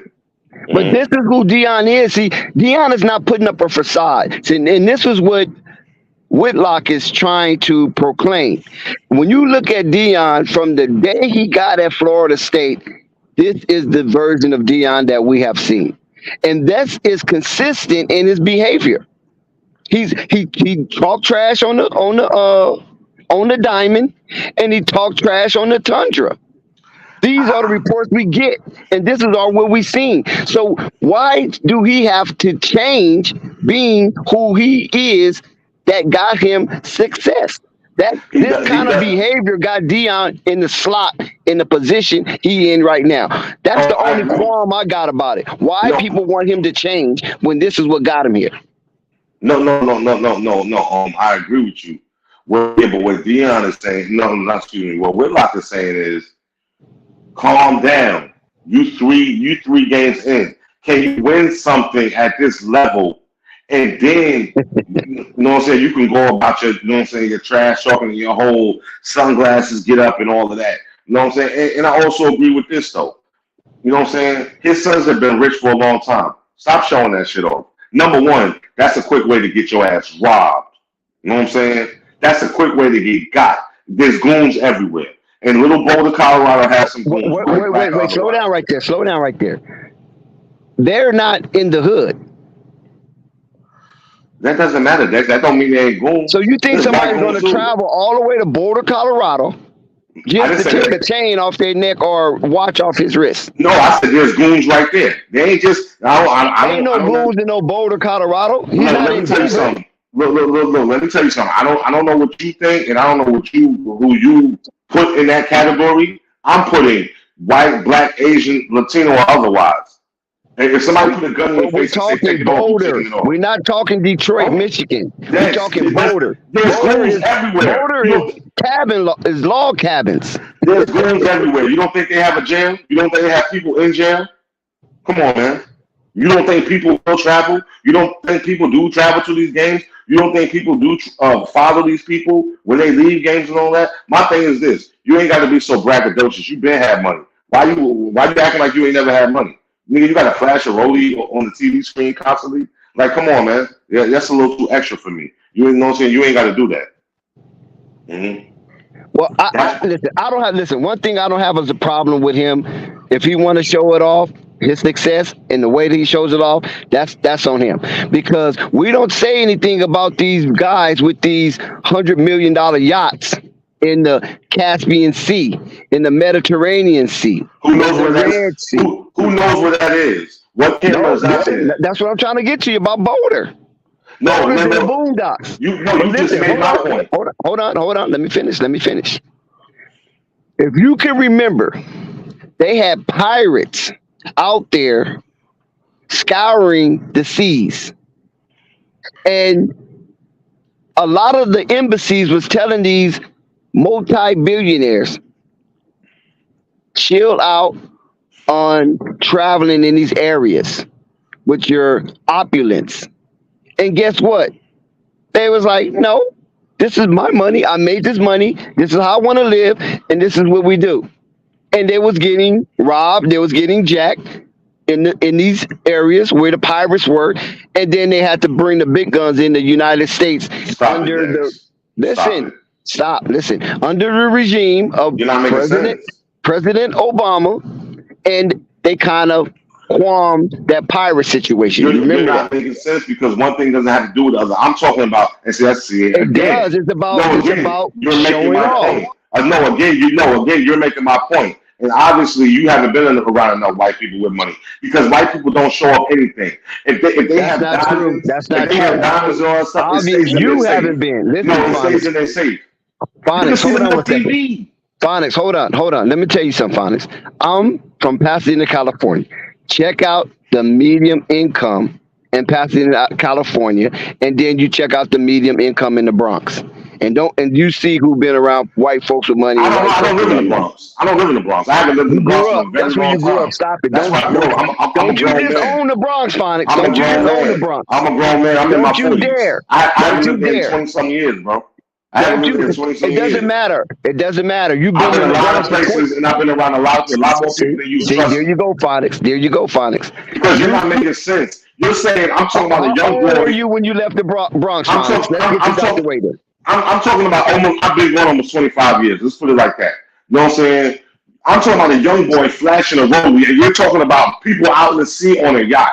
You're not making sense, It's and you still sound the same foolish. dynamic. No, it doesn't. You sound You foolish. teasing the unfortunate. You sound foolish. Nobody is doing that. Like I said, for example, let's take Leonardo DiCaprio. When Leonardo DiCaprio go out, you don't see Leonardo DiCaprio with big chains on. If he got a flashy watch, it's under his cufflink. You don't see none of that stuff, man. You know what I'm saying? It's always black people who always have to show off that we have this. That's the first sign of wealth: cars and jewelry. Cameron had a famous line in a rap song years ago. He said, "Back in the days, we were slaves, whips and chains. It's tradition. All I have, whips and chains." And from whips and chains, he got a big chain around his neck. And it's 14 karat to 24 karat gold. So from chain to chain, what chain would you rather have? We have to get out of that, man. You know, so when we think like No, answer that question. no, What chain would you rather have? we have to get out of this when we You think rather like have the chains of 1619 or the chain of 2023? What chain would you rather have around your neck or wrist? We have to get out of this where we think these little tangible things make us something. Like it's a sign. Like you just said, success. That means you're successful because you have a Rolex on your wrist. That makes you successful. Then you have no idea what success is. No. Listen, Phonics. You got to understand from these young bulls, that is the apex of their success at the moment. It didn't start with them. Hold on. Listen, because you know why I can relate to that? Because I was there at one point. with the chains, the Gucci watches, the Rolex watches, the Frank Muellers. Hold on, let me finish. The Frank Muellers, the Felipe, all that stuff. I still have it, but it's tucked. A lot of that is tucked. I don't even put it on anymore. But it's there. Every now and then I might put it on my wrist. But the thing of it is that you work your ass off to get things that you like, according to the mindset that you have.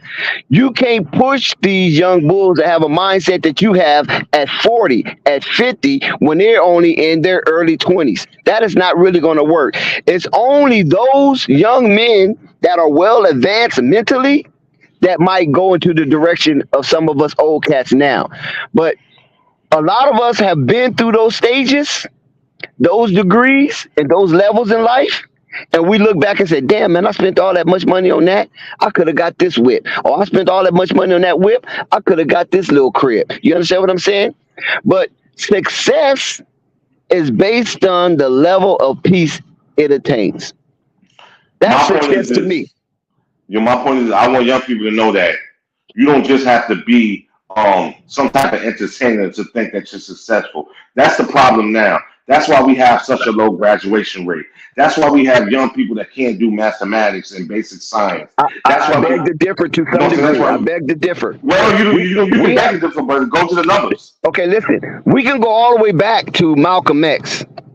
Why Malcolm X didn't graduate? He wasn't a dummy. Yeah, you go with another basis claim, man. No, it's not. No, it's not. Listen. I'm finna show you a cycle. You keep telling me to listen, but you're not making sense. And that's why I said to some degree, not everything, because everything is not on other people. A lot of it is on ourselves as well. But with Malcolm X, as he wanted to be a certain profession in life, his teacher, the one who's the stewardship of his young life, discouraged him to the umpth degree and told him he could never be that. Why would a teacher say that? And that's to Malcolm. So you can imagine, you can multiply that 1,000,000 times. So it could be 1,000,000 students out there that receive the same treatment that Malcolm received based on his ambition to be something, but somebody else thought otherwise at a young age, killing the seed while it's still being fertilized. I just can't believe you've been so disrespectful and disingenuous to even bring up Malcolm X and try to Because compare it's a him cycle, bro. to anybody. It's not no cycle. You don't know what you're talking. Okay, It's not a okay, cycle. before Malcolm, hold on. Stop. You keep Before stopping Malcolm, me. before Malcolm, why was it illegal to read and write by the same people that told Malcolm he couldn't be what he wanted to be? You damn liberals. Why are you living in the past? We're not talking about the past. We're Because talking the about cycle now. continues. No, it And doesn't you know continue it because it's does. not illegal to read. These people don't want to read. It's not illegal to Hold learn how to on. write. All this stuff is not illegal. Phonics, stop, phonics. You keep Because coming and trying to make the listen, point. hold on. We don't want confusion. We want calmness. When Malcolm X was in school, it was legal for Malcolm to read while he was in school, correct? I don't want to talk about Malcolm. Yes. No, I'm talking about yes. I It want to was talk about legal. now. I It want to was talk about legal now. for Malcolm to read when he was in school. Yet the teachers still sent him on a detour from his ambitious road. Yes or no? Again, people, this is what I'm saying And, about and how Malcolm liberals himself, make as excuses. They make brilliant. excuses for everything. Wait a minute. As We're having some brilliant liberals, as and I'm going to talk. Malcolm was, I'm going to mute my there mic. Go was ahead. a teacher. The same teacher that you talking about, these teachers that you talking about, was a teacher that derailed his ambition based on prejudice,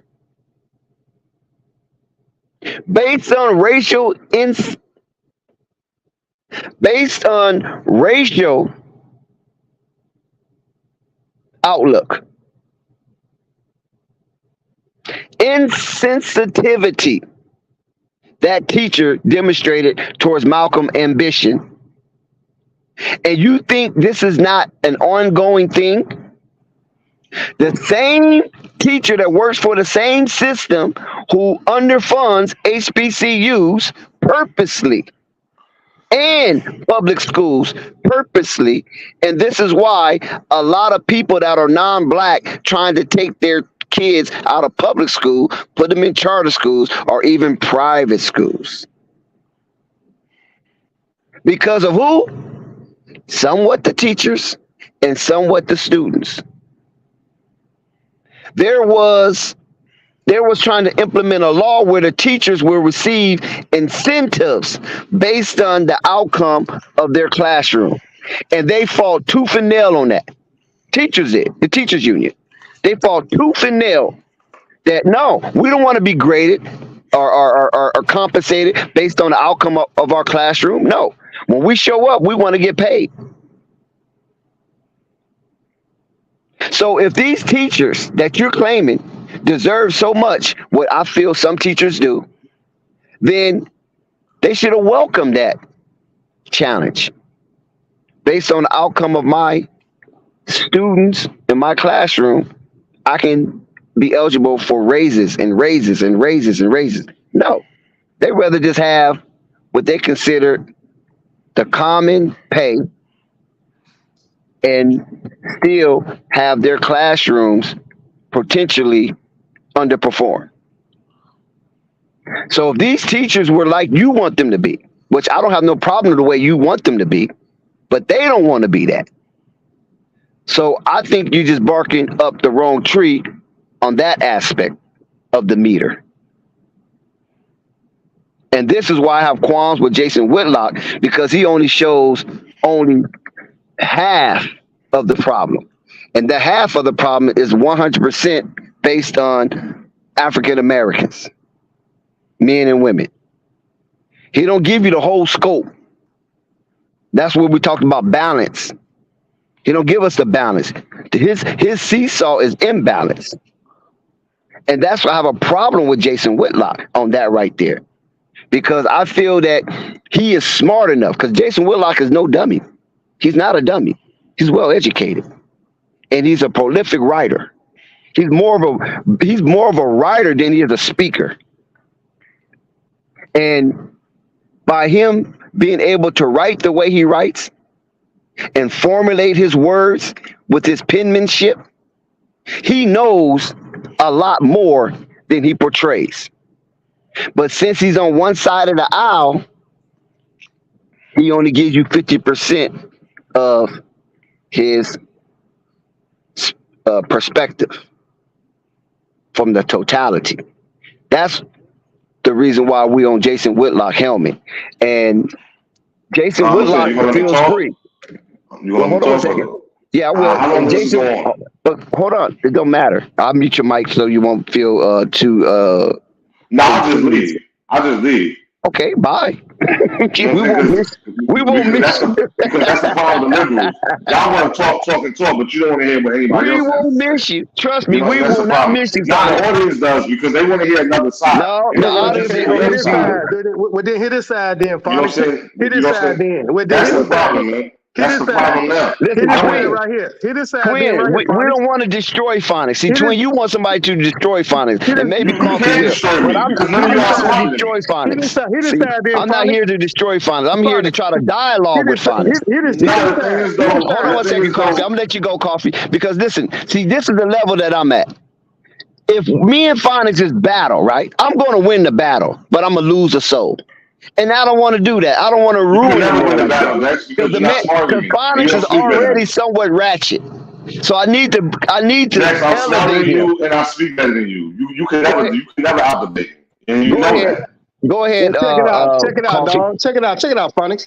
Fuck Whitlock, fat gay ass. Fuck anybody that's insecure. Deion ain't doing And nobody else nothing. cursing on this podcast but you, man. Deion You ain't mess up the stream and the monetization. Deion ain't doing nothing wrong. Shut your petty ass up. Stop Deion ain't cursing. doing nothing wrong. Deion ain't doing nothing wrong. His children ain't doing nothing wrong. White people been Yeah, you're studying. another idiot. White people been studying for years and years and years. Dude, I got a master's degree. You just got a bachelor's. You don't have a master's degree. I got a master's too. You don't sound like you have a master's. You don't sound like you have a master's. I And what, bartending? And what, bartending? Tricking? I already have a master's. I'm about to do We already know you're a liar. I'm about to You've start. been exposed. You're a liar. And I You're a liar. got big money. You have nothing. And I You got have big money. nothing. Phonics, why he can't talk? Phonics, why he can't talk? So forget You Whitlock. talking about me, I'm applying to him. Yeah, because it's personal. Because you made it personal. Just like Deion said, y'all made it personal. That man got Dude, like Deion said, that's your daddy? that man got y'all choked up. His confidence disrupting y'all insecurities. Anytime people talk about children and that man's children, where Whitlock made it personal, talking about that man, talking about that man's young man, his teenagers, that made it personal. He ain't doing nothing but clickbaiting because he ain't got nobody following him. And then when you say, oh, they shouldn't show their watch, they shouldn't show their car, man, buy all the cars you won't, show all the I mean, you're a better dude. I wouldn't expect you to say that anything else. You won't, buy all the cars you won't. Be quiet. White people been doing No, it for I years. have to be quiet. White people been doing it for years. Been doing it for years. They don't buy cars. They just disrupt the whole culture and take everything from the black man, take everything from people of color. The whole world. They take everything. So anytime we get a chance to stunt, Rolls Royces, Maybach, like whatever it is, stunt. And if that makes you fucked up, then turn the channel. That Deion doing a great job. Keep on doing what he's doing. And he ain't got to win another game. He already won by still being here. But the scary part about it, he gonna keep on winning and keep on disrupting y'all insecure motherfuckers. Y'all insecure, dog. Hey, can you come on my show? Anytime you gotta talk about Deion, you messed up, dog. Just like that other hating ass channel, just like the other hating ass people that be talking about LeVar. Y'all got a problem with people confidence. Y'all got a problem with people talking, loudly. Talking, cause y'all want black men to sit back and be quiet, don't say nothing. Like a coward, man. No, dog, dude, you see a coward, you slap one. Yeah, you ass sound like a nigga. coward. You You hoe sound ass like a nigga. coward, man. You hoe ass Sound like a nigga. coward. You wouldn't last 3 rounds. We wasn't trying to take it You there. wouldn't last. No, well, you want to take it there. You wouldn't last He's 3 rounds in the ignorant. ring. He's ignorant. That's why. Look, I can beat you in see? anything, dog. Whether Then it be why are you talking academics, about violence? We whether it just be say having a academics, conversation. whether I it be threatened X academics one in time. mind, whether And it he be threatened me. academics, whether it be academics, whether it be You're not intelligence, educated. I can hear how you whether it be talk. intelligentsia, whether it be money, whether it be in the ring, Coffee, beating you're your not ass. educated. I You can don't beat you in sound all educated. facets. You don't sound educated. Whether it be a bad bitch, I can beat you in all Look how you're facets. talking right now. You And sound if like a you kid. marry, You sound like a teenager. I'll take your wife. And if you You marry, sound I'll like, take your yeah, but wife. you sound like a teenager. And You're if not you speaking marry, like a I'll take your man. wife. That's And the if you marry, I'll problem take your now. wife. Goof ass You and nigga. Dexter now have this I exchange think that's before you what got I'm on gonna do. here. I'm gonna You take your sound wife. very Where you at? childish, man. Where you at? Ohio? I'm gonna take your wife. You sound very Ass nigga. childish, I'm gonna man. take your wife. No, You don't Phonics sound in like a man. Michigan. I'm gonna get under your Phonics skin in and take your Michigan. wife. That's You what don't sound like a man. I'm gonna take your wife. That's what's gonna make you angry. Because you gotta stop hating on black men, dog. You ain't got You nothing said going. hating? All mouth. You said You all- hating? Shout out to you Uncle all Vern. bark and Oh no shit, bite. Phonics, you in You trouble. all Uncle bark Vern is and up no here. bite, dog. You a gay ass nigga. All I see and all I hear is you hating on You niggas. sound All you very do is childish, hate, man. You need to hate, grow up, man. You need to grow up. You sound I ain't ignorant never as said you hell. give nobody no You a club, ghetto dog. nigga, I can I tell. ain't never You said ain't you no made black man no compliment. All you do is hate. That You ain't shit made it out the ghetto, I can tell. and lines your ass up, and you want to say something against that. So since you can't hear Dex, well, how he's saying it, because you keep saying hate. just like Warren Hill saying said, hate. throughout my logic and my theory, I added motherfucker so ignorant niggas hear me. You an ignorant nigga, dog. You don't hear people Ignorant. when they come You at you don't with hear how you logic. sound? You Listen to the don't playback. hear logic and theory. You sound extremely ignorant. That gave You're you not logic and educated. theory, and you couldn't hear that because he gave You're you not logic and educated. theory. You're not educated. Jimmy and I be giving you logic and theory, but you About don't hear what? that. What is logic? Define logic and define theory. I gotta come with Define this both. street. I gotta come with this street shit and put You're your not goof ass street. in the You're corner. not street. You're not street. And put your goof You're ass in not the moving corner. anybody. You're not street, homie. Okay, You're not hold moving on, anybody. coffee. Hold on. All you do Now, is what is talk. it? Hold on, coffee. I'm gonna What take is your it? wife too, and I'm gonna take your wife, goof ass nigga. Okay, coffee. What is it that you don't like about Whitlock and Mad Dog Caruso about spitting on Prime? Cause all they doing is clickbait, dog. Ain't nothing you can say about that man. He ain't doing nothing that's abruptly wrong. Anybody got something to say about Deion is messed up because they ain't got no money, they broke, and they can't sell what they sell. Insecure, but you ain't got no paper, dog. You ain't got no money, nigga. You ain't got shit. You a ghetto nigga. You barely got a house. You have nothing. You barely got an apartment. Matter of fact, you ain't got a house. You barely got an apartment. Motherfucker. I own 15 different spots. I know you do. We've heard about you in your lives. But yeah. But whenever you want to see me, I come where you at. Where you at? I come where you at. You had to get out of New York because New York they ain't got tired of your gay ass. They ran you about in New York. You had to get out of Atlanta. Because Atlanta, You sound so they childish, ran you about man. Atlanta. I was talking like you when I was like 14, When you 13. gay, fine. You don't sound like a grown man. Keep on running your ass out. You don't sound like a grown man. You don't talk like a grown man. Why is that? What's the problem, man? All you gotta do is go to the ring with me. Step in the ring with me. You the one. Three rounds. Cassius Clay? Three Who rounds. you? Cassius Clay? You talking about stepping in the ring with you? 3 rounds. What are you talking about? 3 rounds. You sound so I know. I'm gonna foolish. take your heart. I'm gonna take your life. And You sound foolish, man. and then after I take your, after After I do that, I'm gonna go back to McDonald's for night after I shift. beat you out of the ring, then I'm gonna fuck your wife. After I beat you I'm out gonna go back to McDonald's for night shift because I gotta make the fries. because I know that's what And I gotta do drive See, through. that's what you listen to. That's what you hear. You need to get on your skin with that. I'm taking your bra, Joe. I'm taking You're your not bra. getting up on my skin because you know what you sound to me? This what I Blah, do. blah, blah, blah, This what I blah, do. blah, blah. Look, Fonny, this what I do. What do you do? What do you do? Be an ignorant ghetto nigga? Is that what you do? Look, That's how your parents raised you? Or your parents Phonics, I raised come you? to see you, Phonics. No, that's how mom raised you. Right, we can make it simple. I'll come and see you, and then we continue the conversation from there. What would you come and see me for? You sound gay. I don't want to see you. No, don't worry about it. Nigga, what you come to see me for, nigga? Why would you come to our live at to come see me? We're not All that friends. gay shit when I see you. No, so we're not Keep the friends. same intensity. There's no reason, man. Because You you a don't gay want no ass feeling, nigga. nigga. You're not talking about no. nigga that You ain't sound got childish, man. You ain't got shit. All you do is talking about Deion Sanders play sports and talk and shit. Jason Whitlock, and you're talking about what? Ass nigga. That's all You y'all do. can't push me away. All You you don't intimidate me. I know, cause you a scary ass No, nigga. you've been exposed. You a You've been scary ass exposed nigga. for who you Scary are. ass nigga. You're All stupid. you do is talk shit, but You're can't back it up. stupid. You You're ain't got nothing to stupid. back it up. What is backing it up? Nothing. I'm saying, what is backing it up? You ain't got shit.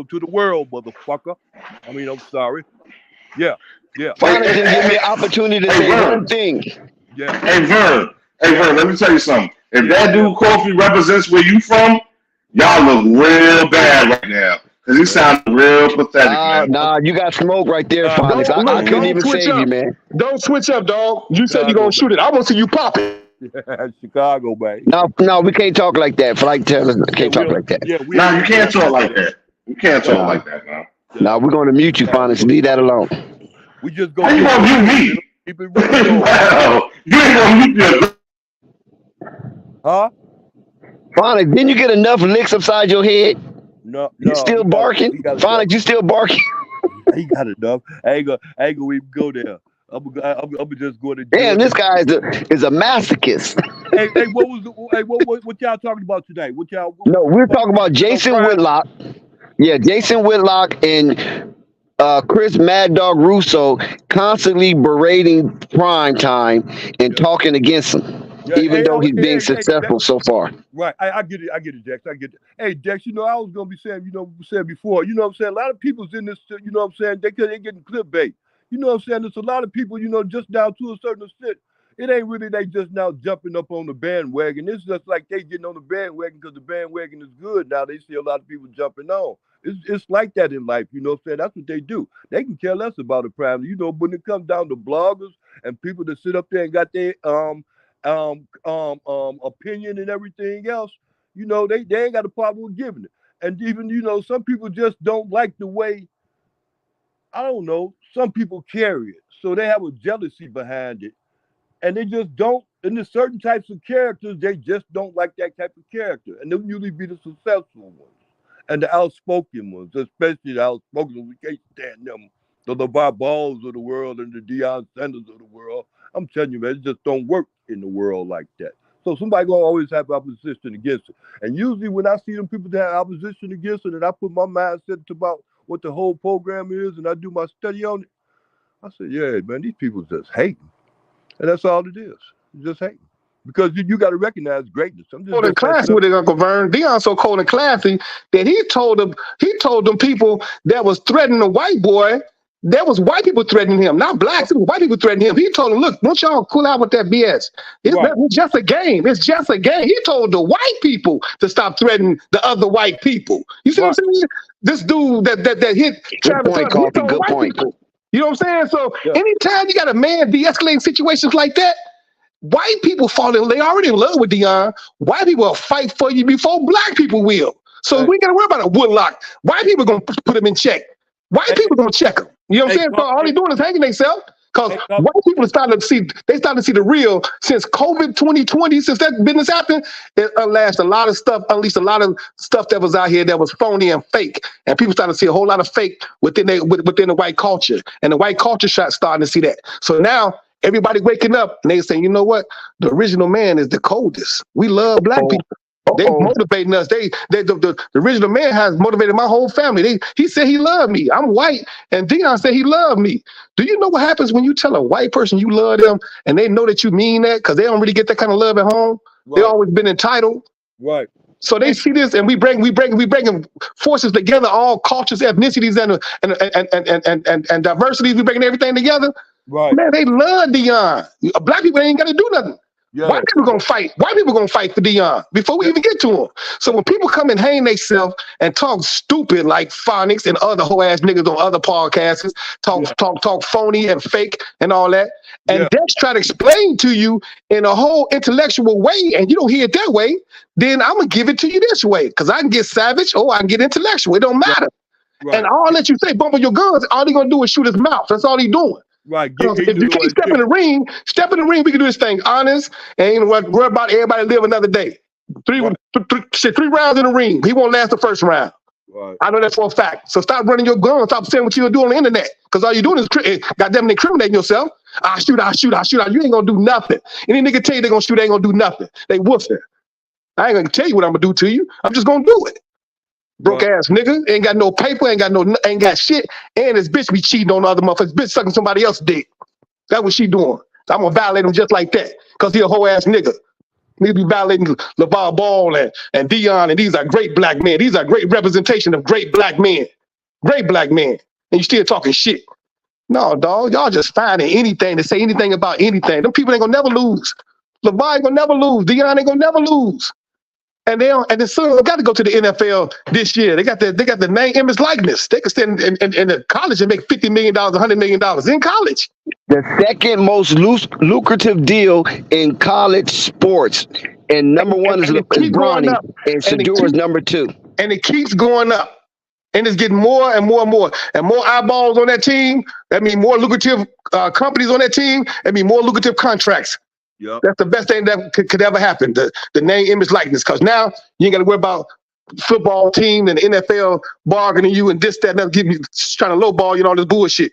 No, you can use their ass and leverage their ass off. Just like that. Yeah, they making money. Deion making money, and he making a lot of people money.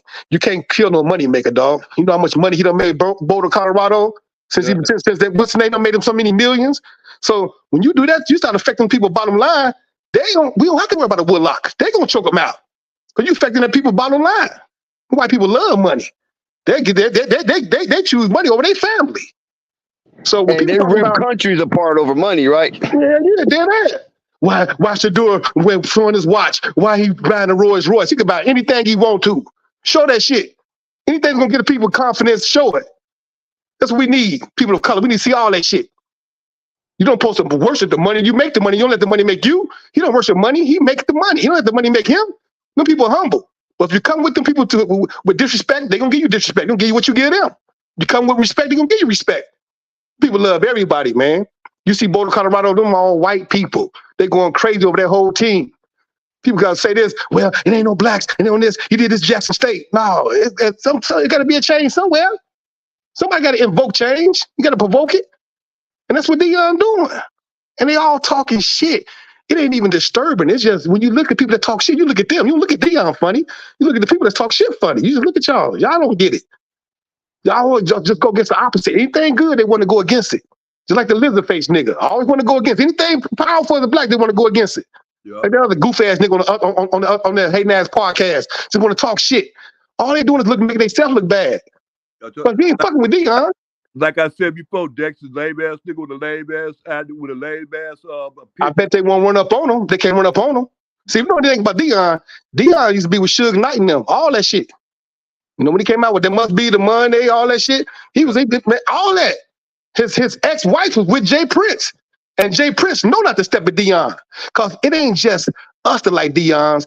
Deion got CIAs, FBIs, all the people like Deion. People done played with him. Their family done played with him. And so over the years, they done became the CIA, they done became the FBI. You don't know who Deion connected with. Right. Motherfucker not here by himself. He connected. They love that man. So besides us loving him because he's our brother, they love him. He didn't hear him get a speech. He said, you know what? Only 15% of people gonna go to the pros off this team, but the rest of them I want them to make it so I'm connecting with businesses and this, that, and other, so they can be successful too. Because these are smart brothers right here. What are you telling you? A lot of these people in this room gonna be governors.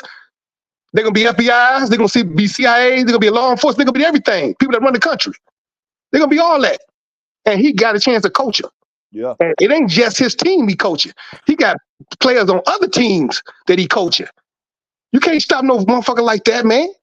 He got his hands on the whole entire, fuck just the NFL, he got his hands on the whole entire world. He can make a telephone call to somebody in business to move for. Look, he ain't got to make the call because everybody else see it.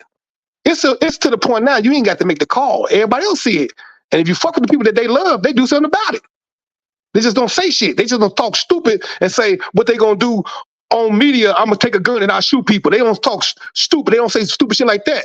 Like the goofy phonics nigga. You talking stupid. You incriminating yourself. We come in peace. That's why we come. We come in peace. Whatever you want to tell me, my brother said me, tell me face to face. We gonna come in peace. Yeah. We're gonna do 3 rounds in a boxing ring. It's gonna be honest. It's gonna be great, and you're gonna live another day. Yeah. All that goofy shit you saying, you just popping. All you doing is shooting your guns. It's obvious that you can't spook no motherfucker from Chicago, dog. It's impossible to spook a nigga from Chicago. We done saw every damn thing. I talk all this shit and back all this shit up, and I'm holding back on some real shit. I'm holding back. Because it's Flight Sports TV. I'll say some treacherous shit.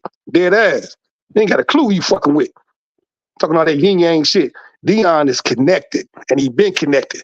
That man played for the Dallas Cowboys. He got Jerry Jones biting his tongue. Jerry Jones don't even jump off the box. because he got respect for Deion and he know how powerful Deion is. And Jerry Jones been a billionaire. That man played for the Dallas Cowboys. They're the America's #1 team down there. So he got those connections back in those days. He got all the new connections that he had from Jackson State, and got all the current connections from Boulder, Colorado. You don't want to fuck with that nigga, man. Hey, Coffee, let me ask you this. Let me ask you this right fast, because I know you out there. Hey, did you see what Justin Fields said today or the other day? What was it, today? I think it was yesterday. When you see what he said in the news conference? What'd he say? Man, he said, look here, he ain't liking what they doing out there. They talking in his ear and stuff about how to be running them plays and stuff. He said he gonna take it upon himself. He start doing his own thing. Oh yeah. Oh, you talking about the Chicago Bears quarterback? Right. Look, you notice there's been a raid on the what's name coach house. So the FBI knocked his doors down on the coach. He sent his resignation in yesterday. Yeah. All you gotta do is Google it. All you gotta do is Google it. Coach they got? Yeah, no, yeah. The defensive coach. The FBI raided his house yesterday. Yeah. Yeah, just Google it. They're gonna see everything. So he quit. He put his resignation in, but there's some other stuff that's happening. But yeah, that's a black quarterback, because he said, I'm telling you, Shedeur is inspiring a lot of them quarterbacks in the NFL. They're looking at that man sit in the pocket. What's been the knock on the black quarterback? The knock on the black quarterback for years is they don't sit in the pocket. They always run. They always run. Well, you see Shedeur, he sit in the pocket, see everything, and he only run if he have to. Right. The man's so smart and so calculated, and he's averaging then 400 yards? Right. Come on, man, that's crazy. That's crazy. But he just happened to be Deion Prime Time's Sanders' son. Yeah. But what he's doing is crazy, dog. So ain't no losing. They ain't gonna never lose. People like, well, they're gonna lose every week. If they win every time they win, they're gonna lose to this team, they're gonna lose to this team, they're gonna lose. So they winning in life. Like Deion said, it's just a football game. It's just a football game, people. We ain't got to threaten people's lives, this, that, and another. It's just a football game. We want to win, no doubt. But we're not going to do that at all costs in order to make y'all uncomfortable, in order to do the wrong thing. We're going to still play this game the right way, the legal way, and we're going to have fun with it. And at the end of the day, we all get the chance to have fun and live and go home and go for the next game. They ain't got time to think about the last game. That's over with.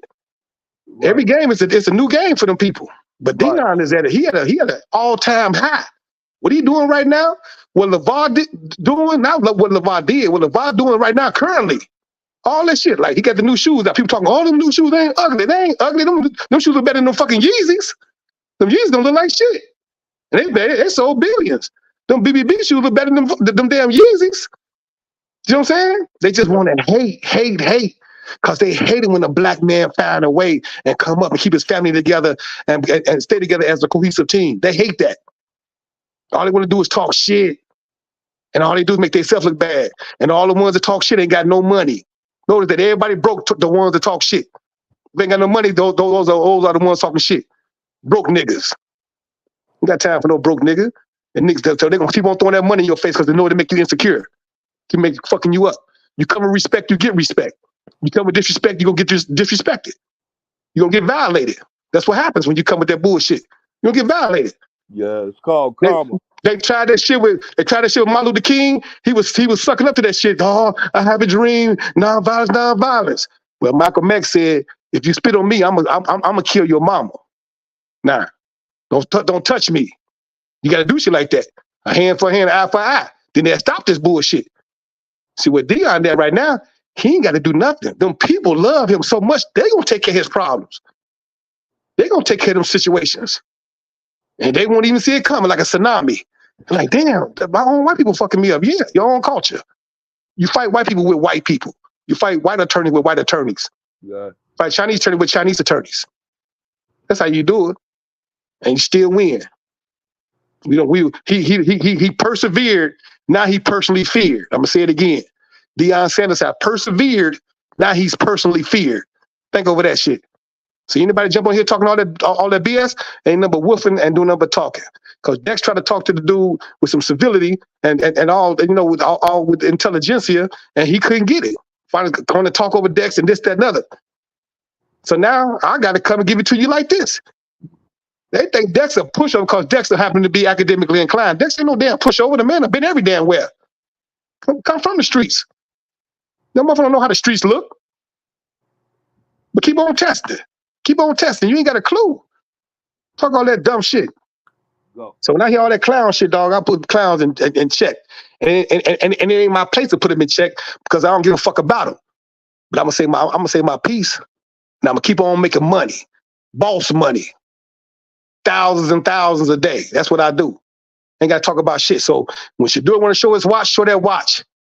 You know what time it is? It's Shadur time. When I buy another Bentley or Rolls Royce, buy it. Only people that talking shit are the ones that can't buy it. You shouldn't be humble. Be humble. Man, fuck that humble shit. Didn't you hear the tennis player, Coco? She said I tried all the humble shit, but y'all wasn't respecting that. So fuck y'all. You try to cheat me out the game. If you watch the U.S. Open, they try to cheat the young sister. Tupac Shakur said this: I was nice to everybody, and when nobody trying to respond and give me the same niceness back. I was loving everybody. They still disrespected me. So when I started putting fear in people, people started respecting me. Fuck the love. It's the fear now, because that's what y'all respect. That's unfortunate. That's where it's at. Everybody always got something to say about the black man and the black movement. And knowing we ain't had shit for years, they started off with $1 billion. We started off with a half a penny. Now we still playing catch up. Well, we have arrived and they can't do shit. And the black man and the black culture gonna keep on escalating, keep on rising to the top. And ain't a damn thing they can do about it but sit out and hate. And all the hate niggas gonna fade off or they gonna die. That's what's gonna happen to all them haters. Shout out to Basil Carpenter Jr. I advise you to get your money up. Get your damn money up. Stop hating, go make some money. Because in this country, the USA should be called a USC. United States of Corporation, because it's all about money in this country right here. If you ain't got no money, you ain't got shit. Yeah. Shut all the haters up with your money. And that's what Deion doing. He making money. Capitalizing. Capitalizing. Yeah, capitalizing. That's right. He talking this shit about the sunglasses. That man made over $4.2 million off them sunglasses, and it's still pushing. Because I'm going to buy me a couple of pairs. Yeah. Crazy. It's still pushing. All off the nigga talking shit. So everything, even when you say something bad, he turned it down and made that lucrative. Everything Deion do is make lucrative. Somebody in Colorado made a hat, a cowboy hat, and put its person on the side of the hat, and the hat sold out. I said, dog, they killing it in Colorado. I don't care fuck. Oh, white people. I don't give a fuck about all that shit. Your own family will turn on you. Family ain't nothing but a title. For real. I ain't got nothing against no white man or no Chinese man or no Asian man or no Hispanic man. As long as you come with respect. But I do got something with the black man that come with disrespect. Because ain't nowhere in the hell people should have ever started talking about LeVar Ball. He ain't never did nothing wrong, nothing. Not that we know of. Because anything on TV, he did everything right. Oh, he talked too loud. He obnoxious. So what? He ain't saying nothing wrong. The black man got to be loud. They don't want to hear us. And look what he did. All three of his sons are successful. All three of them. Incredible. All three of them. You can't say nothing about LeVar Ball. He amazing. Deion Sanders, amazing. But think about this. If you saw Deion Sanders' documentary or when he was in court, he almost lost his children when he was 7 to 8 years old, when he went through that divorce. Now think about if that would have happened. You would have never heard of Shadur, Shallow, or his other daughter. Well, look at what's happening now. They all got scholarships. The Colorado paying for everything, and all of them are going pro. And the daughter going to the WNBA in a couple of years. Look at that. All because thanks to their father, a great black man, that they always had a black man in the children's life. Now he's more than involved. He's not just involved in his children's life. He involved in all players, not just the football team at his Colorado, but the basketball team, the volleyball team, the girls basketball team, outside of that program, other colleges across the country. And Deion's involved, man. That's a motivation. That's a motivator. That's an inspirator. That's somebody we should be loving to hear. Every time you think about him, people come out like Deion and LeVar Ball, people always got something to say. And it's always bullshit. And they get angry at you for checking their ass because they want to get that shit off. And when they can't get it off, they get all angry and get all messed up. Oh, you dumb with you this and you that. It ain't none of that. It's just that I'm going to reduce my mentality down to your level, give you some of this Dr. Seuss book shit that you've been pushing out, and you don't like it. Right. That's all. It ain't nothing to talk in terms of, saying logistics. That's easy. But like Lauryn Hill said, I quote her rap, throughout my logic and my theory, I added motherfucker so you ignorant niggas hear me. Because that's the only thing ignorant niggas hear. When you curse, that's the only thing they hear. When you raise your voice, when you're talking shit, that's the only thing they hear. Because Dex was giving you all the logic. Dex give you the logic with the statistics. So does Gemini. He give you some logic, he give you some statistics, but they want to argue with them people. So I'm gonna get on here on some ratchet shit. I don't want to come talking logic to you. I can if I wanted to. I don't want to talk logic. I'm gonna break your shit down on this Dr. Seuss book level, just like y'all talking on this Dr. Seuss book shit. That's the only thing them niggas understand. Green eggs and ham. That's all they understand is that type of shit. I do this. And while I love what you do, Uncle Vern, because you tell it like it is, you see it. Just like Flight, he see it. Dex see it. Nico see it. Certain people see this shit. You know what I'm saying? Yeah, see the possibility thereof. We can't talk about no LeVar Ball, no Deion Sanders. They ain't doing nothing. They're doing everything great. We're witnessing greatness. It's still a movie. It's a movie. It's like it's a real life movie going on every week with Deion Sanders and his team. And he got people waiting for him to lose. He ain't gonna never lose. Don't you understand?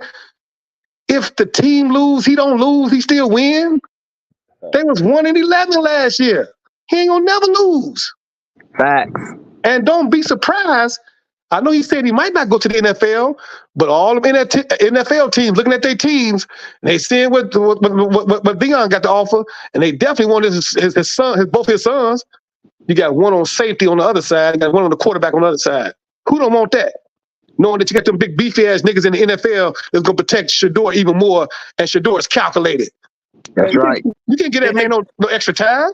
Hey, Cup, I wanted to ask you too because I forgot, then I remembered again. I'm gonna tell you, okay, you grew up in Chicago. Remember the last time you ever seen this? I don't know if you remember or not, but remember when the Bears, when they had the Super Bowl, they came out with the song, the Super Bowl Shuffle. Come on. Of the song, the Super Bowl Shuffle, I think about the 7th or the 85 Bears. 85. With Walter Payton, okay, Willie Gault. You know, we knew from the third game to the third game on up that the Bears was gonna go through that whole season undefeated. Man, they was gonna kill people because they had too many weapons on both sides of the ball. Dex. Yeah, they only lost one game. Right, only lost one game. Yeah. You know the team that beat them? I don't know that team. I don't remember that team. Miami Dolphins. Yeah, it was the Dolphins, wasn't it? Monday Night Football. Hold on, what in the close game? What was the score? I can't remember the score, but Miami broke their win streak. Yeah, because it was in Miami. You had Sweetness, you had Willie Gault, you had Wilbur Marshall. Remember Wilbur Marshall? You had Otis Thorpe. Otis Wilson. Otis Wilson, yes. Gary Fink, Richard Dent, Mike Singletary. Refrigerator Perry. Man, that shit was deadly. That shit was crazy. And Dex, the reason why I said to put it like and they had the Punky QB, Jim McMahon. Come on. And I think Vince Evans was his backup. Yeah, Vince Evans. Daughter, that's what people don't know. It's so many killers on Colorado. It's people you ain't even seen yet. Yeah, that's what I'm saying. I watched them this whole summer. There's people you ain't even seen yet. So it's like people like, oh, Oregon gonna run it up. It's offensive. Y'all remember? So y'all know the team Oregon played last, right? Y'all remember the team Oregon played? The last team Oregon played? Texas Tech. Texas Tech. What was they ranked? Down in Lubbock.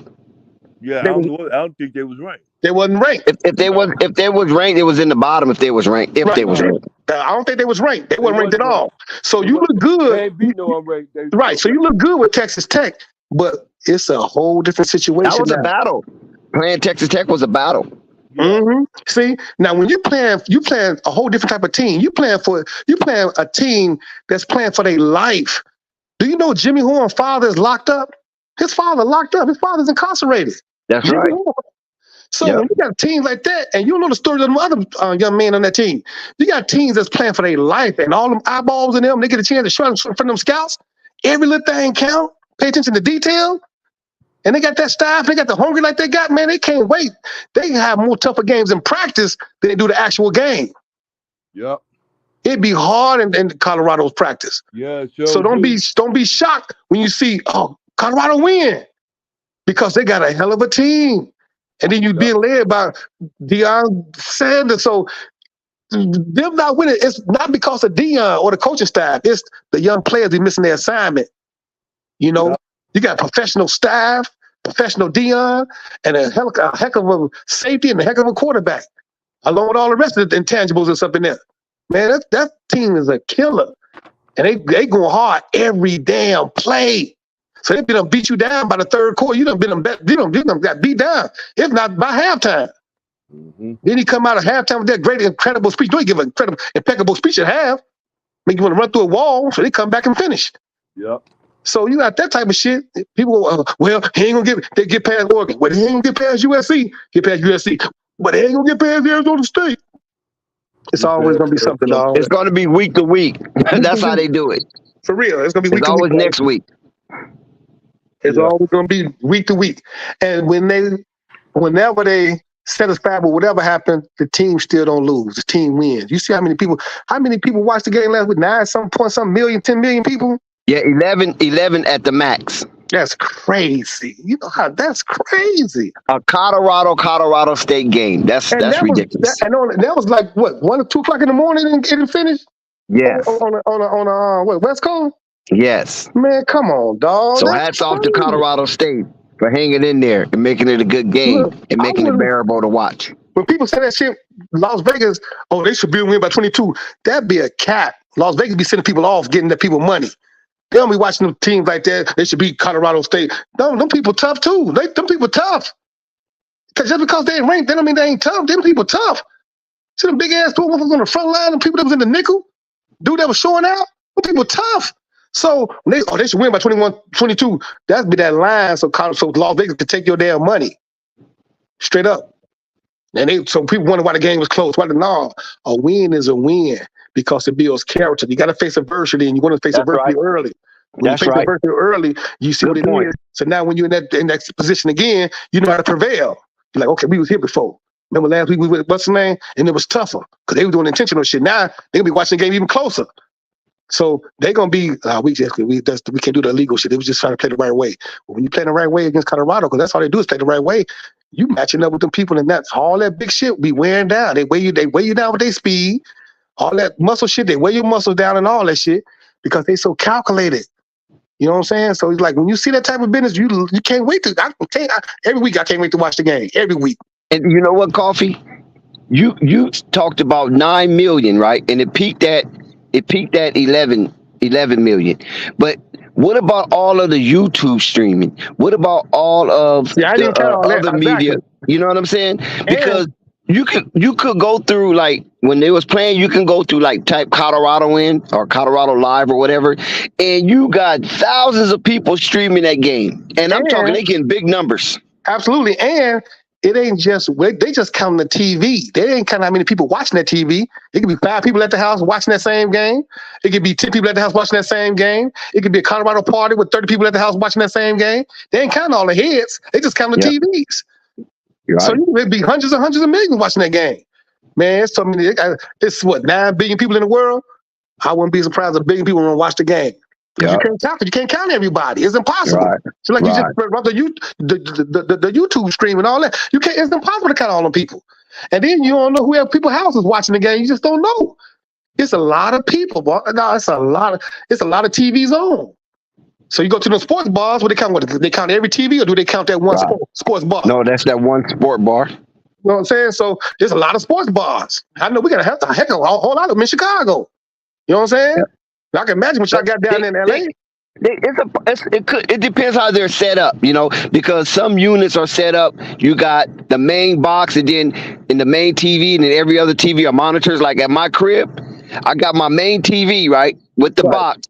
And then all other TVs are an extension from that one TV. So that would count as one TV if I was to watch the game, even though I have all TVs on in the house. Now, what if you got, so even though you got all TVs on in the house and they count as one TV, what if you got your guys over there watching it with you? There's about 5 or 10 of y'all over there watching it together. That's right. Yep. They can't count them people. Yep. Barbershop, same thing with the barbershop.